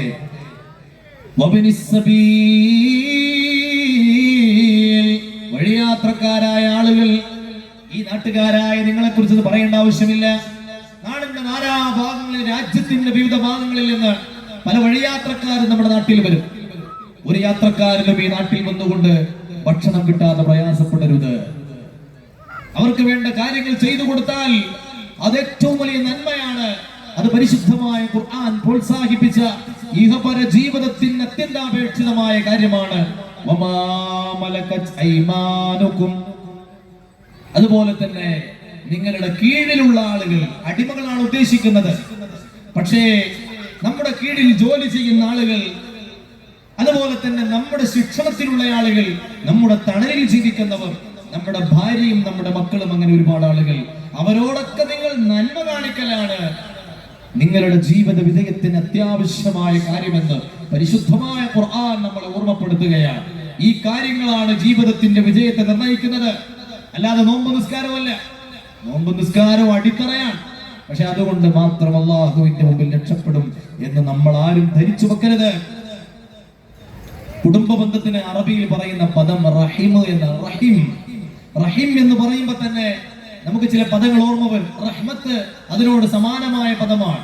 റഹ്മാൻ സമാനമായ പദമാണ്. റഹീം റഹീമിനോട് സമാനമായ പദമാണ്. ഇതെല്ലാം ഒരൊറ്റ അടിസ്ഥാനത്തിൽ നിന്ന്, ഉറവിടത്തിൽ നിന്നുണ്ടായതാണ്. അതുകൊണ്ട് തന്നെ അള്ളാഹു പറയുന്നുണ്ട്, അനർ റഹ്മാൻ, ഞാനാണ് റഹ്മാനായ അള്ളാഹു, പരമകാരുണികനായ പരമദയാലുവായ റബ്ബ്. വിശ്വസിച്ചവർക്കും ഞാൻ റഹ്മത്ത് ചെയ്യും, വിശ്വസിക്കാത്തവർക്കും റഹ്മത്ത് ചെയ്യും. ഏത് തമ്മാടികൾക്കും അവർ ചെയ്യുന്ന തെറ്റുകളെ നോക്കാതെ കാരുണ്യം വാരിക്കോരി കൊടുക്കുന്ന കരുണാമയനായ ഏക ഇലാഹാണു ഞാൻ. അല്ലാഹു പറയാ വഹാദർ റഹീം, ഇതാണ് കുടുംബ ബന്ധം. അതിനുള്ള പരിചയപ്പെടുത്തി തരാ. കുടുംബ ബന്ധത്തിന് റഹീമു എന്നാണ്. എന്നിട്ട് അല്ലാഹു പറയുന്നു, ശഖഖതു ലഹാ ഇസ്മൻ മിൻ ഇസ്മി,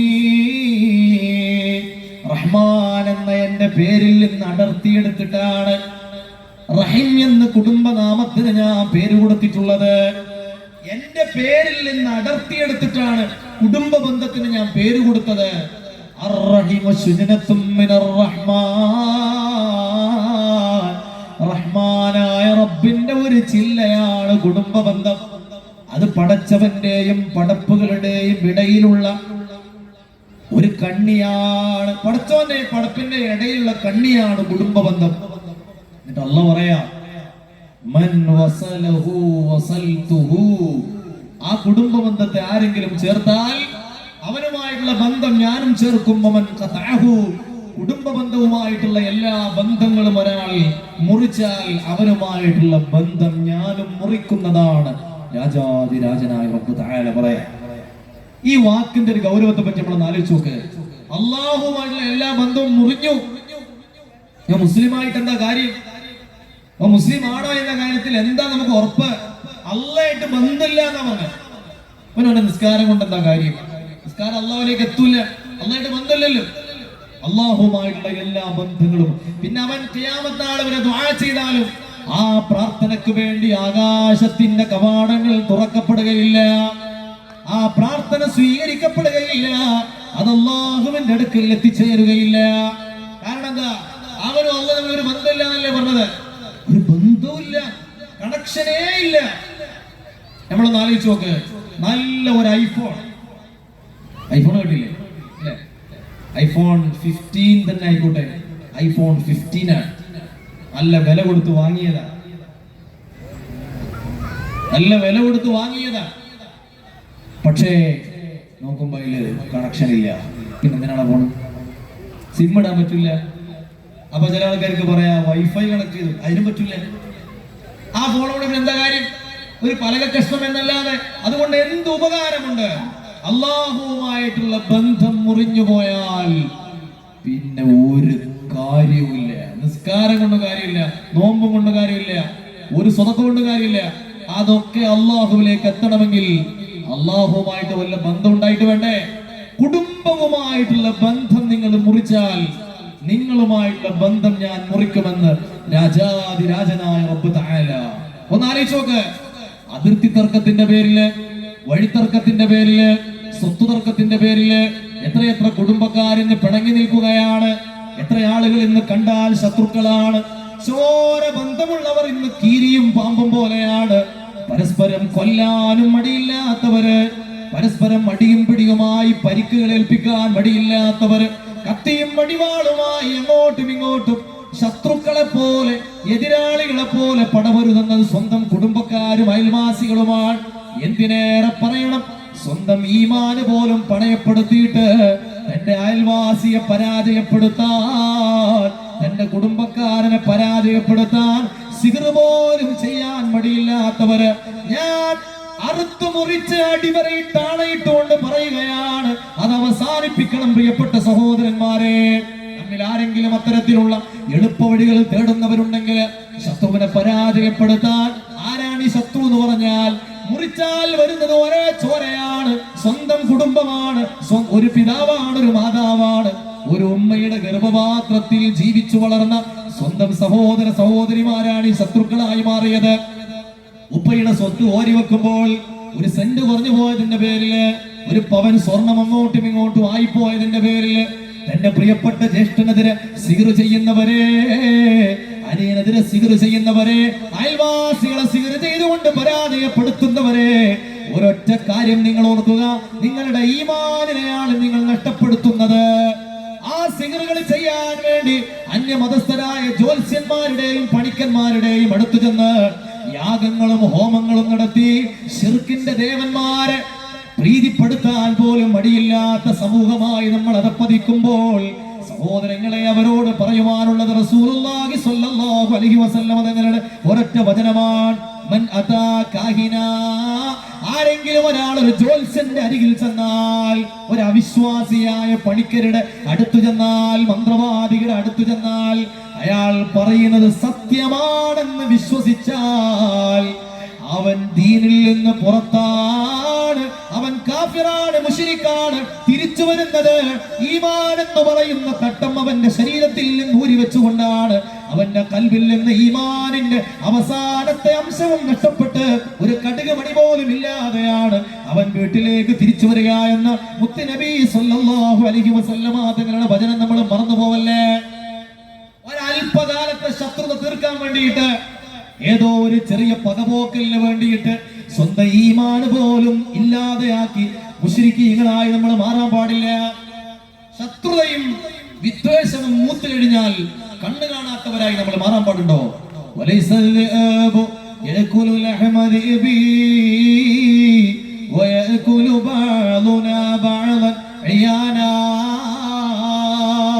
കാടുകളിലൂടെ സ്വതന്ത്രമായി വിഹരിക്കുന്ന മാനുകളെയും വയലുകളെയും വേട്ടയാടി പിടിക്കാറുണ്ട്. കാട്ടിൽ താമസിക്കുന്ന ചെന്നായ്ക്കൾ അവർ പാവപ്പെട്ട ജീവികളെ വേട്ടയാടി തിന്നുന്ന ക്രൂര മൃഗങ്ങളാണ്, ഹിംസ്രജന്തുക്കളാണ്. ആ ക്രൂരന്മാരായ ചെന്നായ്ക്കൾ പോലും പരസ്പരം കടിച്ചു കീറി തിന്നാറില്ല. എന്നാൽ മനുഷ്യരോ ചെന്നായ്കളെ പോലും നാണം കെടുത്തുന്ന രീതിയിൽ പരസ്പരം കടിച്ചു കീറി ചോര കുടിച്ചിട്ടും മതിവരാതെ ജീവിക്കുന്നവരായി മാറിപ്പോയല്ലോ. ജന്മം കൊണ്ട് ഇരുകാലി, കർമ്മം കൊണ്ട് നാൽക്കാലി. ജന്മം കൊണ്ട് ഇരുകാലി, കർമ്മം കൊണ്ട് നാൽക്കാലി. അങ്ങനെ നാൽക്കാലികളെ പോലെ അതപ്പതിച്ചു പോവേണ്ടവരാണോ നമ്മൾ? അല്ലാഹുവിനെ പേടിക്കണേ, അല്ലാഹുവിനെ പേടിക്കണേ. അയൽവാസികളുടെ കാര്യത്തിൽ അല്ലാഹുവിനെ പേടിക്കണേ. കുടുംബക്കാരുടെ കാര്യത്തിൽ അല്ലാഹുവിനെ പേടിക്കണേ. ഭാര്യയുടെ കാര്യത്തിൽ ഭർത്താവ് അല്ലാഹുവിനെ പേടിക്കണമേ. ഭർത്താവിന്റെ കാര്യത്തിൽ ഭാര്യ അല്ലാഹുവിനെ പേടിക്കണമേ. മക്കളുടെ കാര്യത്തിൽ മാതാപിതാക്കൾ അല്ലാഹുവിനെ പേടിക്കണമേ. മാതാപിതാക്കളുടെ കാര്യത്തിൽ മക്കൾ അല്ലാഹുവിനെ പേടിക്കണമേ. ഓരോ വിശ്വാസിയുടെയും കാര്യത്തിൽ നമ്മൾ അല്ലാഹുവിനെ പേടിക്കണമേ. പരിശുദ്ധമായ കഅബാലയത്തിന്റെ ഓരോ കല്ലുകളും ഇങ്ങനെ അടർത്തി എടുക്കുന്നതിനേക്കാളും ഗൗരവമാണ് ഒരു വിശ്വാസിയുടെ അഭിമാനത്തെ ക്ഷതം വരുത്തലെന്ന് നബിയുനാ റസൂലുള്ളാഹി സ്വല്ലല്ലാഹു അലൈഹി വസല്ലം. അതുകൊണ്ട് നമുക്കിടയിൽ ഇന്ന് സിഹർ വ്യാപകമായി കൊണ്ടിരിക്കുകയാണ്. എന്തിനു വേണ്ടിയാണിത്? വളരെ വളരെ തുച്ഛമായ നക്കാപ്പിച്ചകൾക്ക് വേണ്ടിയിട്ട് ഈമാൻ പോലും നശിപ്പിക്കുന്നവരായി നമ്മൾ മാറാൻ പാടില്ല. കാഫിറായി ചത്തുപോകുന്നവരായി നമ്മൾ മാറരുത്. ഈമാൻ നഷ്ടപ്പെടുന്ന കാര്യം ഒരു ഭാഗത്ത് നിൽക്കട്ടെ. നമ്മൾ ആർക്കെല്ലാം ഏതെല്ലാം തരത്തിലുള്ള പണികൾ കൊടുത്തിട്ടുണ്ടോ, ഏതെല്ലാം തരത്തിലുള്ള പ്രയാസങ്ങളും ബുദ്ധിമുട്ടുകളും ഒരാൾക്ക് നമ്മൾ ഏൽപ്പിച്ചിട്ടുണ്ടോ, അതിന്റെ 10 ഇരട്ടി തിരിച്ചു കിട്ടാതെ ഈ ദുനിയാവിൽ നിന്ന് നമ്മൾ പോകുന്ന പ്രശ്നമില്ല. 8ന്റെ പണി കൊടുത്താൽ 16ന്റെ പണി കിട്ടിയിട്ടേ നമ്മള് ദുനിയാവിൽ നിന്ന് മരിച്ചു പോകൂ എന്ന് ഞാൻ വീണ്ടും അങ്ങനെയുള്ള ആളുകളെ ഓർമ്മപ്പെടുത്തുകയാണ്. അങ്ങനെയുള്ള ആരും ഇവിടെ ഉണ്ടാവുമെന്ന് ഞാൻ വിചാരിക്കുന്നില്ല. അല്ലാഹു സുബ്ഹാനഹു വ തആല നമുക്കെല്ലാം സൽബുദ്ധി പ്രദാനം ചെയ്യട്ടെ. ഒരാളെയും നമ്മൾ പ്രയാസപ്പെടുത്താൻ പാടില്ല, പ്രത്യേകിച്ച് അയൽവാസികൾ, കുടുംബക്കാരെ. അക്രമം എന്ന് പറയുന്നത് അല്ലാഹു വെച്ച് ഉറപ്പിക്കുന്നതല്ല. എന്തെല്ലാം രീതിയിലാണ് സിഹറുകൾ ചെയ്യുന്നത്. ആകെ കിടത്തിക്കളയാൻ, കുടുംബത്തെ ഒന്നടങ്കം നശിപ്പിക്കാൻ. ആ പാവപ്പെട്ട മനുഷ്യനെ അയാളോട് എന്ത് ദ്രോഹമാണ് ചെയ്തിട്ടുള്ളത്? ഒന്നുമില്ല. അയാൾ തുടങ്ങി വെച്ച ബിസിനസ് ഒന്ന് പച്ചപിടിച്ചു എന്നുള്ളതാണ് ഈ അയൽവാസിയോട്, ഈ കുടുംബക്കാരനോട്, അല്ലെങ്കിൽ ജ്യേഷ്ഠൻ അനിയനോട് ചെയ്ത ഏറ്റവും വലിയ ദ്രോഹം. അസൂയ. അതാണ് മനുഷ്യനെ തകർത്തു കളഞ്ഞത്. അതാണ് പിശാചിനെ തകർത്തു കളഞ്ഞത്. അതാണ് ജനങ്ങൾക്കിടയിലെ ബന്ധങ്ങളെല്ലാം ഇല്ലാതെയാക്കി മാറ്റിയത്. പിശാച് മനുഷ്യർക്കിടയിൽ ആദ്യമായി ചെയ്ത പ്രവർത്തനങ്ങളിൽ ഒന്ന് ബന്ധത്തെ ഇല്ലാതാക്കുക എന്നുള്ളതാണ്, ബന്ധം മുറിക്കുക എന്നുള്ളതാണ്. അങ്ങനെയാണ് സ്വർഗത്തിൽ നിന്ന് പുറത്താക്കപ്പെട്ട ആദം നബി അലൈഹിസ്സലാമും ഭാര്യ ഹവ്വാ ബീവിയും 2 നാട്ടിൽ പോയി ഇറങ്ങേണ്ടി വന്നത്. ബന്ധം മുറിച്ചു കളഞ്ഞതാണ് പിശാച് ആദ്യം മനുഷ്യരിൽ ചെയ്ത പ്രധാനപ്പെട്ട അക്രമം എന്ന് പറയുന്നത്. ആദം നബി അലൈഹിസ്സലാം ഇറങ്ങിയത് സിലോണിലാണ്, ഹവ്വാ ബീവി ഇറങ്ങിയത് ജിദ്ദയിലാണ്. അവർ ദിവസങ്ങളോളം, കാലങ്ങളോളം പരസ്പരം കാണാതെ ദുഃഖാർത്തരായി അന്വേഷിച്ച് നടന്ന് അവസാനം അവർ കണ്ടുമുട്ടിയത്, അവർ പരസ്പരം തിരിച്ചറിഞ്ഞത് അറഫയിൽ വെച്ചാണ്. അവർ ഒരുമിച്ച് കൂടിയത് മുസ്ദലിഫയിൽ വെച്ചാണ്. അവർ 3 ദിവസം രാപ്പാർത്തത് മിനയിൽ വെച്ചാണ്. ഹജ്ജിന്റെ കർമ്മങ്ങൾ അതാണ്. മനുഷ്യന്മാർ തമ്മിലുള്ള ബന്ധം വേർപെട്ടു പോയ 2 ജന്മങ്ങൾ അല്ലാഹു ഒരുമിച്ച്. അറഫ, അൽ ഹജ്ജ് അറഫ. മുത്തനബി സ്വല്ലല്ലാഹു അലൈഹി വസല്ലം അറഫയിൽ നിൽക്കാത്ത ഒരു ഹജ്ജേ ഇല്ല. എന്താ അറഫയിലുള്ളത്? ഇതുപോലെ വെറും മണല് മാത്രമാണ്. വെറും മണല് മാത്രമേ ഉള്ളൂ, വേറെ ഒരു വസ്തു അവിടെ ഇല്ല. പക്ഷേ ദുൽഹിജ്ജ 9-ന് അത്രയും അഫ്ളലായ ഒരു സ്ഥലം ഈ ഭൂമിയിലില്ല. എന്തേ? 2 മനുഷ്യന്മാർ തമ്മിൽ അങ്ങോട്ട് ബന്ധം വേർപെട്ടു പോയ 2 ആൾക്കാർ തമ്മിൽ ഒരുമിച്ച് കൂടിയ സ്ഥലമാണത് മുസ്ദലിഫ. അവിടെ ഒരു രാപ്പാർക്കൽ ഹജ്ജിന്റെ പ്രധാനപ്പെട്ട കർമ്മമാണ്. എന്താണ് പ്രത്യേകത? നമ്മുടെ ഉമ്മയും നമ്മുടെ ഉപ്പയുമായ ആദം നബിയും ഹവ്വാ ബീവിയും ഒരുമിച്ച് കൂടിയത് മുസ്ദലിഫയിൽ വെച്ചാണ്. മിനയിൽ 3 ദിവസം രാപ്പാർക്ക്. എന്ത് 3 ദിവസമായത്? 4 ദിവസമായി കൂടായിരുന്നോ? എന്തിനാ രാപ്പാർക്ക് എന്ന് പറഞ്ഞത്? പകല് പാർത്താ പോരായിരുന്നോ? ആ മിനയിൽ 3 ദിവസം ആദം നബിയും ഹവ്വ ബീവിയും താമസിച്ചിട്ടുണ്ട്. വേറെ ഒരു മഹത്വമില്ല. ആലോചിച്ച് നോക്ക് നമ്മള്. ഇതാണ് പരിശുദ്ധമായ ദീന്. ബന്ധങ്ങൾ നിലനിർത്തുക, മനുഷ്യന്മാർക്കിടയിലുള്ള ബന്ധം ഏർപ്പെടുത്തുക എന്ന് പറഞ്ഞാൽ അത് പിശാചിന്റെ ജോലിയാ. ഭൂമിയിലേക്ക് ഇറങ്ങി വന്നിട്ട് പിശാച് ആദം നബിയുടെ മക്കളിൽ ആദ്യം ചെയ്തത് ഹാബീലിനെയും ഹാബീലിനെയും പഠിപ്പിക്കുക എന്നുള്ളതാണ്. അങ്ങനെ നിരപരാധിയായ ഹാബീൽ അക്രമിയായ ഹാബീലിന്റെ കൈകൊണ്ട് മരണപ്പെടുകയാണ്. ലോകത്തിന് ഏത് കൊലപാതകങ്ങൾ നടന്നാലും അതിന്റെ എല്ലാം കുറ്റത്തിന്റെ ഭാരം ഹാബീൽ ഏൽക്കേണ്ടി വരുമെന്നുള്ളതാണ് മുത്തുനബി സ്വല്ലല്ലാഹു അലൈഹി വസല്ലം പഠിപ്പിച്ചത്. അതുകൊണ്ട് അസൂയ നമ്മൾ അവസാനിപ്പിക്കുക. ഒരല്പകാലത്തെ ജീവിതമല്ലേ ഉള്ളൂ പ്രിയപ്പെട്ടവരെ. കഴിഞ്ഞ ദിവസമല്ലേ പാകിസ്ഥാനിലോ മറ്റോ വിവാഹം നടന്നുകൊണ്ടിരിക്കെ, വിവാഹത്തിന്റെ ചടങ്ങ് നടന്നുകൊണ്ടിരിക്കെ ആ ചടങ്ങിൽ വെച്ച് പുതുവസ്ത്രം ധരിച്ച പുതുമാരൻ കുഴഞ്ഞു വീണ് മരിക്കുകയാണ്. ആലോചിച്ചോക്കി നമ്മള്. എല്ലാരും നോക്കി നിൽക്കുകയാണ്. ക്യാമറ കണ്ണുകൾ തുറന്നു വെച്ച ആ വേദിയിൽ വിവാഹ വസ്ത്രം ധരിച്ച പുതുമണവാളൻ കുഴഞ്ഞു വീഴുന്നു. ബന്ധുക്കളുടെ മുമ്പിൽ വെച്ച് മരണത്തിന് കീഴടങ്ങുന്നു. ഇതാണ് മനുഷ്യന്റെ ജീവിതം. അങ്ങനെ എത്ര ഉദാഹരണങ്ങൾ നമ്മുടെ കൺമുമ്പിലുണ്ട്. ഞാൻ ഏറ്റവും അവസാനം നടന്നൊരു സംഭവം പറഞ്ഞു എന്ന് മാത്രം. ഈ ജീവിതത്തിന് വേണ്ടിയാണോ നമ്മൾ പോരും ശത്രുതയും കുന്നായ്മയും കുരുട്ടുമായി നമ്മൾ നടക്കുന്നത്? എപ്പോഴും സ്നേഹത്തോടു കൂടി വർത്തിക്കേണ്ട സ്വന്തം ചോരയായ ജ്യേഷ്ഠാനുജ സഹോദരന്മാർക്കിടയിലാണോ നമ്മൾ സിഗര ചെയ്തുകൊണ്ട് അവരെ പ്രയാസപ്പെടുത്തുന്നത്? ആ കുടുംബം തന്നെ മുടിഞ്ഞു പോവാൻ വേണ്ടിയാണ് അത്രേ ചില ആളുകൾ സിഗര ചെയ്യുന്നത്. ഓക്കെ, നിന്നോട് ആ കുടുംബത്തിലെ പ്രധാനപ്പെട്ട വ്യക്തി ഒരു അക്രമം ചെയ്തിരിക്കാം. പക്ഷേ അയാളുടെ പിഞ്ചുമക്കൾ നിന്നോട് എന്ത് ദ്രോഹം ചെയ്തു? ആ പാവപ്പെട്ട മക്കളുടെ കണ്ണുനീരിന്റെ വില ഒരു തീമഴയായി നിന്റെ മേൽ വർഷിക്കാതെ നീ ഭൂമിയിൽ നിന്ന് അള്ളാഹുവിന്റെ വിളിക്കുത്തരം നൽകി തിരിച്ചു പോകുന്ന പ്രശ്നമില്ല എന്നുള്ളത് അത്തരം അക്രമികൾ തിരിച്ചറിയുക. അക്രമം ഒരിക്കലും അള്ളാഹു വെച്ച് ഉറപ്പിക്കില്ല. അള്ളാഹു നമ്മളെയൊക്കെ നന്നാക്കി തരട്ടെ. അത്തരത്തിലുള്ള എല്ലാ ശത്രുക്കളുടെ പ്രയാസങ്ങളിൽ നിന്നും അള്ളാഹു നമ്മളെ കാത്തുരക്ഷിക്കട്ടെ. മുത്തുനബി സല്ലല്ലാഹു അലൈഹി വസല്ലം തങ്ങൾ എപ്പോഴും ദുആ ചെയ്യാൻ പറഞ്ഞ കാര്യമാണത്. വമിൻ ശർരി ഹാസിദിൻ ഇദാ ഹസദ. അസൂയാലുവിന്റെ ശത്രുതയിൽ നിന്ന് അയൽവാസിയാവാം, ജ്യേഷ്ഠനാവാം, അനിയനാവാം, കുടുംബമാവാം, കൂടെ നടന്നയാളാവാം. ഒരുമിച്ച് ഭക്ഷണം കഴിക്കും, ഒരുമിച്ചിരിക്കും, ഒരുമിച്ച് തമാശ പറയും, ചിരിക്കും, കളിക്കും. അടുത്തു നിന്ന് പിരിഞ്ഞു പോയാൽ ശത്രുതയുടെ പണം വിടർത്തിയാടുന്ന മൂർഖൻ പാമ്പുകളായി അവർ മാറും. അത്തരത്തിലുള്ള കൂട്ടുകാരിൽ നിന്നും കുടുംബക്കാരിൽ നിന്നും അള്ളാഹു നമുക്ക് രക്ഷയേകുമാറാവട്ടെ. ഞാൻ അവസാനിപ്പിക്കുകയാണ്. 11 മണിയാണ് നമ്മുടെ സമയം. അള്ളാഹുവേ, ഞങ്ങൾ ഈ പറഞ്ഞ കാര്യങ്ങളെല്ലാം ഞങ്ങളുടെ ജീവിതത്തിൽ പകർത്താൻ കഴിയുന്ന നന്മകളായി നീ സ്വീകരിക്കണേ തമ്പുരാനെ. അള്ളാഹുവേ, ഈ മജ്‌ലിസിന്റെ പ്രകാശം ഞങ്ങളുടെ ജീവിതത്തിൽ നീ പ്രദാനം ചെയ്യണേ തമ്പുരാനെ. ഒരുപാട് ആളുകൾ ഇവിടെ ദുആ ചെയ്യാൻ പറഞ്ഞവരുണ്ട്. 5 മാസം പ്രായമുള്ള കുഞ്ഞ് മെഡിക്കൽ കോളേജ് ഹോസ്പിറ്റലിൽ ICUവിലാണ്. നാളെ സ്കാൻ റിപ്പോർട്ട് ഡോക്ടറെ കാണിക്കാനുണ്ട്. ഒരു കുഴപ്പമില്ലാതിരിക്കാൻ വേണ്ടി ദുആ ചെയ്യണം. അള്ളാഹുവേ, ഈ കിടക്കുന്ന മഹാന്മാരായ നിന്റെ ഔലിയാക്കളുടെ ബർക്കത്ത് കൊണ്ട് റബ്ബേ, ആ കുഞ്ഞിനെ നീ പരിപൂർണമായി ശിഫ കൊടുക്കണേ തമ്പുരാനെ.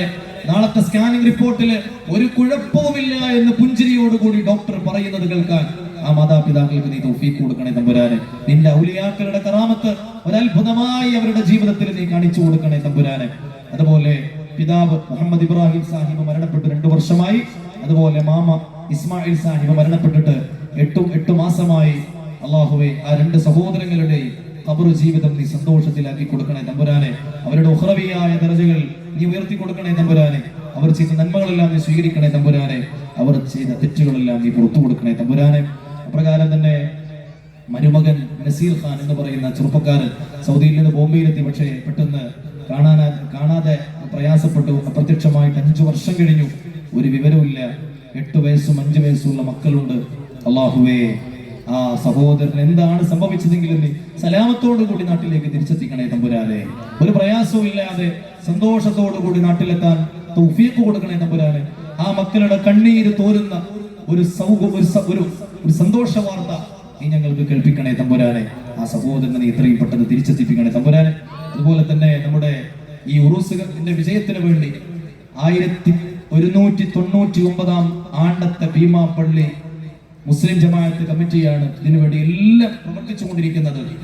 പ്രത്യേകിച്ച് president Malamahin Sahib, general secretary Shajahan സാഹിബുണ്ട്, ട്രഷറർ MA നൗഷാദ് സാഹിബുണ്ട്, vice president Abubakkar Sahib, secretary Hashim Sahib, joint secretary Shan Beemapally, finance chairman Sharafuddin Sahib, അതുപോലെ തന്നെ finance convener Zakir Hussain, election committee chairman AKM Ibrahim, അപ്രകാരം തന്നെ audit chairman Halaluddin Haji, Urus committee convener Ameer Sahib, captain Shahul Ameer Sahib, അതുപോലെ തന്നെ നേരത്തെ ഞാൻ പറഞ്ഞ പോലെ എന്റെ പ്രിയപ്പെട്ട സുഹൃത്ത് ഇതിനു വേണ്ടിയുള്ള ഒരുപാട് കാര്യങ്ങളിൽ എന്റെ കൂടെ തന്നെ ഒരുപാട് വിളിക്കുകയും മെസ്സേജ് ഒക്കെ അയച്ച് എനിക്ക് വേണ്ട കാര്യങ്ങളെല്ലാം ഓർമ്മപ്പെടുത്തി എന്റെ കൂടെ തന്നെ നിന്ന ബഹുമാനപ്പെട്ട ഇക്ബാൽ സാഹിബ്, അദ്ദേഹം നമ്മുടെ നാട്ടിലുള്ള ദീനിയായ ഒരുപാട് പ്രവർത്തനങ്ങളിൽ, പൊതുപ്രവർത്തനങ്ങളിലൊക്കെ വളരെ സജീവമാണ്. അള്ളാഹു അദ്ദേഹത്തിന്റെ പ്രവർത്തനങ്ങളൊക്കെ സ്വീകരിക്കുമാറാവട്ടെ. ഇനിയും ഒരുപാട് നമ്മുടെ സമൂഹത്തിന് വേണ്ടി നല്ല നല്ല സേവനങ്ങൾ ചെയ്യാൻ, മതപരമായ രംഗത്തും രാഷ്ട്രീയ രംഗത്തും ഒക്കെ നല്ല രീതിയിൽ ഇടപെട്ടുകൊണ്ട് സേവനം ചെയ്യാൻ അള്ളാഹു അദ്ദേഹത്തിന് ശേഷിയും ക്ഷേമുഷിയും ആരോഗ്യവും അതിലുള്ള അനുകൂലമായ സാഹചര്യങ്ങളും അവസരങ്ങളും അള്ളാഹു പ്രദാനം ചെയ്യുമാറാവട്ടെ. അതുപോലെ തന്നെ നമ്മുടെ സത്താർ സാഹിബിന്റെ സൗണ്ട് മാഷാ അല്ലാഹ് നന്നായിട്ടുണ്ട്. ഏകദേശം 1.5 മണിക്കൂറിലേറെ നമ്മൾ സംസാരിച്ചെങ്കിലും അൽഹംദുലില്ലാ ഇടർച്ച വരാത്ത രീതിയിൽ നമുക്ക് കാര്യങ്ങളൊക്കെ നല്ല നിലക്ക് തന്നെ അവര് റെഡിയാക്കി തന്നിട്ടുണ്ട്. അള്ളാഹു അവരുടെ ബിസിനസ്സിലും അവരുടെ ജോലികളിലും ഒക്കെ ഖൈറും ബർക്കത്തും പ്രദാനം ചെയ്യട്ടെ. ഏകദേശം 9 കിലോമീറ്റർ ചുറ്റളവില് ഇതിന്റെ സൗണ്ട് സിസ്റ്റം അവർ ചെയ്തിട്ടുണ്ട് എന്നാണ് പറഞ്ഞത്. അത്ഭുതം തോന്നി. മാഷാ അല്ലാഹ്. അള്ളാഹു അതെല്ലാം സ്വീകരിക്കട്ടെ. നമ്മുടെ നാട്ടിലുള്ള ഓരോരുത്തരും ഇതൊരു വലിയ ഒരു പെരുന്നാൾ പോലെ ആഘോഷിക്കുന്ന വളരെ പ്രധാനപ്പെട്ട ഒരു ചടങ്ങാണ്. ഇനിയും ഒരുപാട് കാലം ഈ ചടങ്ങിൽ സന്തോഷത്തോടു കൂടി അള്ളാഹു പൊരുത്തപ്പെടുന്ന പോലെ ശരീഅത്ത് നമ്മോട് നിഷ്കർഷിക്കുന്ന രൂപത്തില് സ്ത്രീ പുരുഷന്മാരുടെ ഇടകലർച്ച ഇല്ലാതെ പരിശുദ്ധമായ ശരീഅത്തിന്റെ നിയമങ്ങൾക്കുള്ളിൽ നിന്നുകൊണ്ട് ഇത് ആഘോഷിക്കാൻ അള്ളാഹു നമുക്കെല്ലാം തൗഫീഖ് നൽകുമാറാവട്ടെ. നമ്മുടെ ഈമാൻ അധികരിക്കുന്ന മജ്‌ലിസുകളുടെ കൂട്ടത്തില് അള്ളാഹു ഈ സദസ്സിനെ ഉൾപ്പെടുത്തുമാറാവട്ടെ. നമുക്ക് വേണ്ടി എന്തെല്ലാം കാര്യങ്ങൾ ചെയ്യുന്നവരുണ്ടോ അവർക്കെല്ലാം അള്ളാഹു ദുനിയാവിലും ആഖിറത്തിലും ഖൈറിന്റെ കവാടങ്ങൾ തുറന്നു കൊടുക്കട്ടെ. അൽഹംദുലില്ലാഹി റബ്ബിൽ ആലമീൻ ഹംദൻ യുവാഫി നിഅമഹു വയകാഫി മസീദ. اللهم صل وسلم على سيدنا محمد وعلى ال سيدنا ومولانا محمد. അല്ലാഹുവേ ഞങ്ങളുടെ മജ്‌ലിസിനെ നീ സ്വീകരിക്കണേ അല്ലാഹ്. പടച്ചവനെ ഞങ്ങൾ പറഞ്ഞ കാര്യങ്ങൾ നാഫിയായ ഇൽമായി നീ ഖബൂലാക്കണേ തമ്പുരാനെ. അല്ലാഹുവേ കുടുംബം പോറ്റുന്നതിനെ കുറിച്ച്, കുടുംബ ബന്ധങ്ങളെ പുലർത്തുന്നതിനെ കുറിച്ചാണ് ഞങ്ങൾ ഇവിടെ ചർച്ച ചെയ്തത്. പടച്ചവനെ ചുരുങ്ങിയ സമയമാണെങ്കിലും ചുരുങ്ങിയ കാര്യങ്ങളാണെങ്കിലും അത് ജീവിതത്തിൽ ഒരു മാറ്റത്തിന് കാരണമാക്കണേ അല്ലാഹ്. അല്ലാഹുവേ പിണങ്ങി നിൽക്കുന്ന കുടുംബക്കാരാരെങ്കിലും ഈ സദസ്സിലുണ്ടെങ്കിൽ അവർക്കൊന്ന് നന്നാവാൻ, റമളാനാണ് വരുന്നത്, നന്മയുടെ ദിവസങ്ങളാണ് വരുന്നത്, ഒന്ന് പരസ്പരം കാര്യങ്ങളൊക്കെ സംസാരിച്ച് നല്ല രീതിയിലേക്ക് ബന്ധങ്ങളെ കൊണ്ടുവരാൻ അവർക്ക് നീ സന്മനസ് കൊടുക്കണേ അല്ലാഹ്. അവർക്കിടയിൽ എത്ര വലിയ ശത്രുക്കൾ ഉണ്ടെങ്കിലും ആ ശത്രുതയുടെ വൻമലകളെല്ലാം മഞ്ഞുമലകളെ പോലെ ഉരുക്കി കളയണേ അല്ലാഹ്. അവരുടെ മനസ്സുകൾക്കിടയിൽ ഐക്യവും സമാധാനവും ഇണക്കവും നൽകണേ അല്ലാഹ്. പടച്ചവനെ ഞങ്ങളുടെ കുടുംബക്കാർ, ഞങ്ങളുടെ കൂട്ടുകാർ, അവർക്ക് ഞങ്ങളോട് സ്നേഹം, ഞങ്ങൾക്ക് അവരോട് സ്നേഹം, ആ നിലക്ക് ഞങ്ങളുടെ മനസ്സിനെ നീ മാറ്റി തരണേ അല്ലാഹ്. ഞങ്ങളോട് വെറുപ്പ് കാണിക്കുന്ന, ശത്രുത പ്രകടിപ്പിക്കുന്ന ഞങ്ങളുടെ കുടുംബക്കാരോ ബന്ധുക്കളോ അയൽവാസികളോ ഉണ്ടെങ്കിൽ അവർക്ക് നീ സന്മനസ് കൊടുക്കണേ അല്ലാഹ്. എത്രയോ ആളുകൾ സ്വന്തം കുടുംബക്കാരുടെയും അയൽവാസികളുടെയും ഒരുപാട് പ്രയാസങ്ങളിൽപ്പെട്ട്, സിഹറിലും അതുപോലെയുള്ള പ്രയാസങ്ങളിൽപ്പെട്ട് ബുദ്ധിമുട്ടുന്നവർ പല നാടുകളിലും ഉണ്ട് റബ്ബേ. മോചനം നൽകണേ അല്ലാഹ്, മോചനം നൽകണേ അല്ലാഹ്. സ്വന്തം കുടുംബക്കാരെ പോലും സിഹർ ചെയ്തുകൊണ്ട് കൊല്ലാൻ നടക്കുന്ന അത്തരത്തിലുള്ള ചെന്നായ കൂട്ടങ്ങൾ റബ്ബേ, കശ്മലന്മാർ, അവർക്ക് നീ സന്മനസ് കൊടുക്കണേ അല്ലാഹ്. ഒന്നുകിൽ അവർക്ക് നീ സന്മനസ്സും സൽബുദ്ധിയും കൊടുക്കണേ അല്ലാഹ്, അല്ലെങ്കിൽ അവർ ചെയ്ത അക്രമം നീ അവരിലേക്ക് തന്നെ മടക്കണേ അല്ലാഹ്. ആ അക്രമത്തിന്റെ പരിണിതി ഫലം അവർക്ക് നീ അനുഭവിപ്പിക്കണേ അല്ലാഹ്. അല്ലാഹുവേ അത്തരത്തിലുള്ള എല്ലാ ശർറുകളിൽ നിന്നും കാക്കണേ അല്ലാഹ്. അഹങ്കാരികളുടെ അഹങ്കാരങ്ങളിൽ നിന്ന് ഞങ്ങൾക്ക് കാവൽ നൽകണേ അല്ലാഹ്. അസൂയാലുക്കളുടെ അസൂയയിൽ നിന്ന് കാക്കണേ അല്ലാഹ്. സാഹിരീങ്ങളുടെ സിഹറിൽ നിന്ന് കാക്കണേ അല്ലാഹ്. കണ്ണേറുകാരുടെ കണ്ണേറിൽ നിന്ന് കാക്കണേ അല്ലാഹ്. മറ്റെല്ലാ ശൈത്താനിയായ ഉപദ്രവങ്ങളിൽ നിന്ന് ഞങ്ങൾക്ക് നീ സലാമത്ത് നൽകണേ അല്ലാഹ്. അല്ലാഹുവേ ഈ നാടിന് നീ ബർക്കത്ത് നൽകണേ അല്ലാഹ്. ഈ മഹാന്മാരുടെ സാന്നിധ്യം ഒരു വലിയ ബർക്കത്തും ഒരു വലിയ സലാമത്തുമായി ഈ നാടിൽ നീ നൽകണേ അല്ലാഹ്. പടച്ചവനെ ഒരുമിച്ച് കൂടിയിരിക്കുന്ന സഹോദരങ്ങൾ ഒരുപാട് വിഷമങ്ങൾ ഉള്ളവരുണ്ട്, വേദനയുള്ളവരുണ്ട്, ഒരുപാട് മനസ്സിൽ പ്രയാസങ്ങൾ ഉള്ളവരുണ്ട് റബ്ബേ. എല്ലാം നീ ഏറ്റെടുത്ത് പരിഹരിക്കണേ അല്ലാഹ്. കടങ്ങളുള്ളവരുടെ കടങ്ങൾ വീട്ടി കൊടുക്കണേ അല്ലാഹ്. പടച്ചവനെ ദാരിദ്ര്യം കൊണ്ടോ പട്ടിണി കൊണ്ടോ കടങ്ങളെ കൊണ്ടോ ഞങ്ങളെ നീ പരീക്ഷിക്കല്ലേ അല്ലാഹ്. അല്ലാഹുവേ നാട്ടിലുള്ള ഭൂരിഭാഗം സഹോദരങ്ങളും കടലിന്റെ മക്കളാണ്. കടലിൽ പോയി മത്സ്യബന്ധനം നടത്തി ഉപജീവനം നടത്തുന്നവരാണ്. നിന്റെ റിസ്കിന്റെ വാതിൽ തുറന്നു കൊടുക്കണേ അല്ലാഹ്. ബറക്കത്തേറ്റി കൊടുക്കണേ അല്ലാഹ്. എല്ലാ പ്രയാസങ്ങളിൽ നിന്നും കാക്കണേ അല്ലാഹ്. അവർക്ക് നീ ജീവിതത്തിൽ സന്തോഷവും ബറക്കത്തും നൽകണേ അല്ലാ. അല്ലാഹുവേ, നിങ്ങളുടെ നാട്ടിൽ ഒരുപാട് പ്രയാസങ്ങൾ വിഷമങ്ങൾ ഉള്ളവരുണ്ട്. പടച്ചവനെ, ഏതാനും വർഷങ്ങൾക്ക് മുമ്പ് 2009 മറ്റോ ഇവിടെ നടന്ന വെടിവെപ്പിൽ മരണപ്പെട്ടു പോയ നിങ്ങളുടെ സഹോദരങ്ങൾ അല്ലാഹുവേ നീ പുറത്തു കൊടുക്കണേ അല്ലാ. നിരപരാധികൾ പടച്ചവനെ, അവരുടെ ആഖിറം നീ വെളിച്ചമാക്കണേ അല്ലാ. അവരുടെ കുടുംബത്തിന് നീ ക്ഷമ കൊടുക്കണേ അല്ലാ. ആ മുസീബത്തിന് പകരമായി അവർക്ക് നീ ദുനിയാവിലും ആഖിറത്തിലും നീ ഖൈറിന്റെ വാതിലുകൾ തുറന്നു കൊടുക്കണേ അല്ലാ. അല്ലാഹുവേ, അതുപോലെ തന്നെ ഏതാനും മാസങ്ങൾക്ക് മുമ്പ് കില്ലാറിൽ മരണപ്പെട്ടു പോയ, വെള്ളത്തിന്റെ അടിത്തട്ടിലേക്ക് മുങ്ങിത്താണ് മരണത്തിന്റെ കൈകളിലേക്ക് മുങ്ങിപ്പോയ സഹോദരങ്ങൾ, പ്രകാരം തന്നെ ഏതാനും വർഷങ്ങൾക്ക് മുമ്പ് പൂന്തുറ കടൽ തീരത്ത് വെള്ളത്തിലാണ്ടുപോയി മരണത്തിലേക്ക് ഒളിയിട്ടുപോയ പ്രിയപ്പെട്ട സഹോദരങ്ങൾ, അങ്ങനെ ഒരുപാട് ആളുകളുണ്ട് റബ്ബേ. അപകടങ്ങളിൽ ജീവൻ പൊലിഞ്ഞു പോയ ഒരുപാട് ആളുകൾ, അവരുടെ ബന്ധുക്കൾ ഒരുപക്ഷെ ഈ സദസ്സിലുണ്ടാവാം. ഒരുപക്ഷെ അവരുടെ ബന്ധുക്കൾ വീട്ടിൽ നിന്നുകൊണ്ട് ഈ ശബ്ദം കേൾക്കുന്നവരുണ്ടാവാം. അല്ലാഹുവേ, ആ കുടുംബങ്ങൾക്ക് നീ സന്തോഷവും സമാധാനവും പകരം നൽകണേ അല്ലാ. ആ മരണപ്പെട്ടു പോയവർക്ക് ആഖിറത്തിൽ ഉന്നതമായ ദറജകൾ നൽകണേ അല്ലാ. നിന്റെ പൊരുത്തത്തിലായി ജീവിക്കാനും ഈമാനിലായി മരിക്കാനുമുള്ള ഭാഗ്യം നൽകണേ അല്ലാ. മുത്താൽ പടച്ച ദുനിയാവിൽ നിൽക്കും നാൾ മൂപ്പർ മുഹീദ്ദീൻ കാവലിലേകല്ലാ. കാലനാസിറായിൽ മൗത്ത് വാങ്ങും നാളിൽ കരുത്തർ മുഹീദ്ദീൻ കാവലിലേകല്ലാ. ചൂട് പേരുത്ത ഖബറാകം പോകും നാൾ, പേടി പേരുത്ത ഖബറാകം പോകും നാൾ, പേർപ്പറ്റ മുഹീദ്ദീൻ കാവലിലേകല്ലാ. بحق سيدنا محمد صلى الله عليه وسلم وبحق آل سيدنا محمد صلى الله عليه وسلم وبحق السيدة بما رضي الله عنها وبحق السيد ماحين أبو بكر رضي الله عنه وبحق السيد بابا رضي الله عنه بحق سائر عبادك وأوليائك الصالحين. اللهم اغفر للمؤمنين والمؤمنات والمسلمين والمسلمات. ربنا آتنا في الدنيا حسنة وفي الآخرة حسنة وقنا عذاب النار. آمين برحمتك يا أرحم الراحمين. صلى الله على سيدنا محمد وآله وصحبه أجمعين.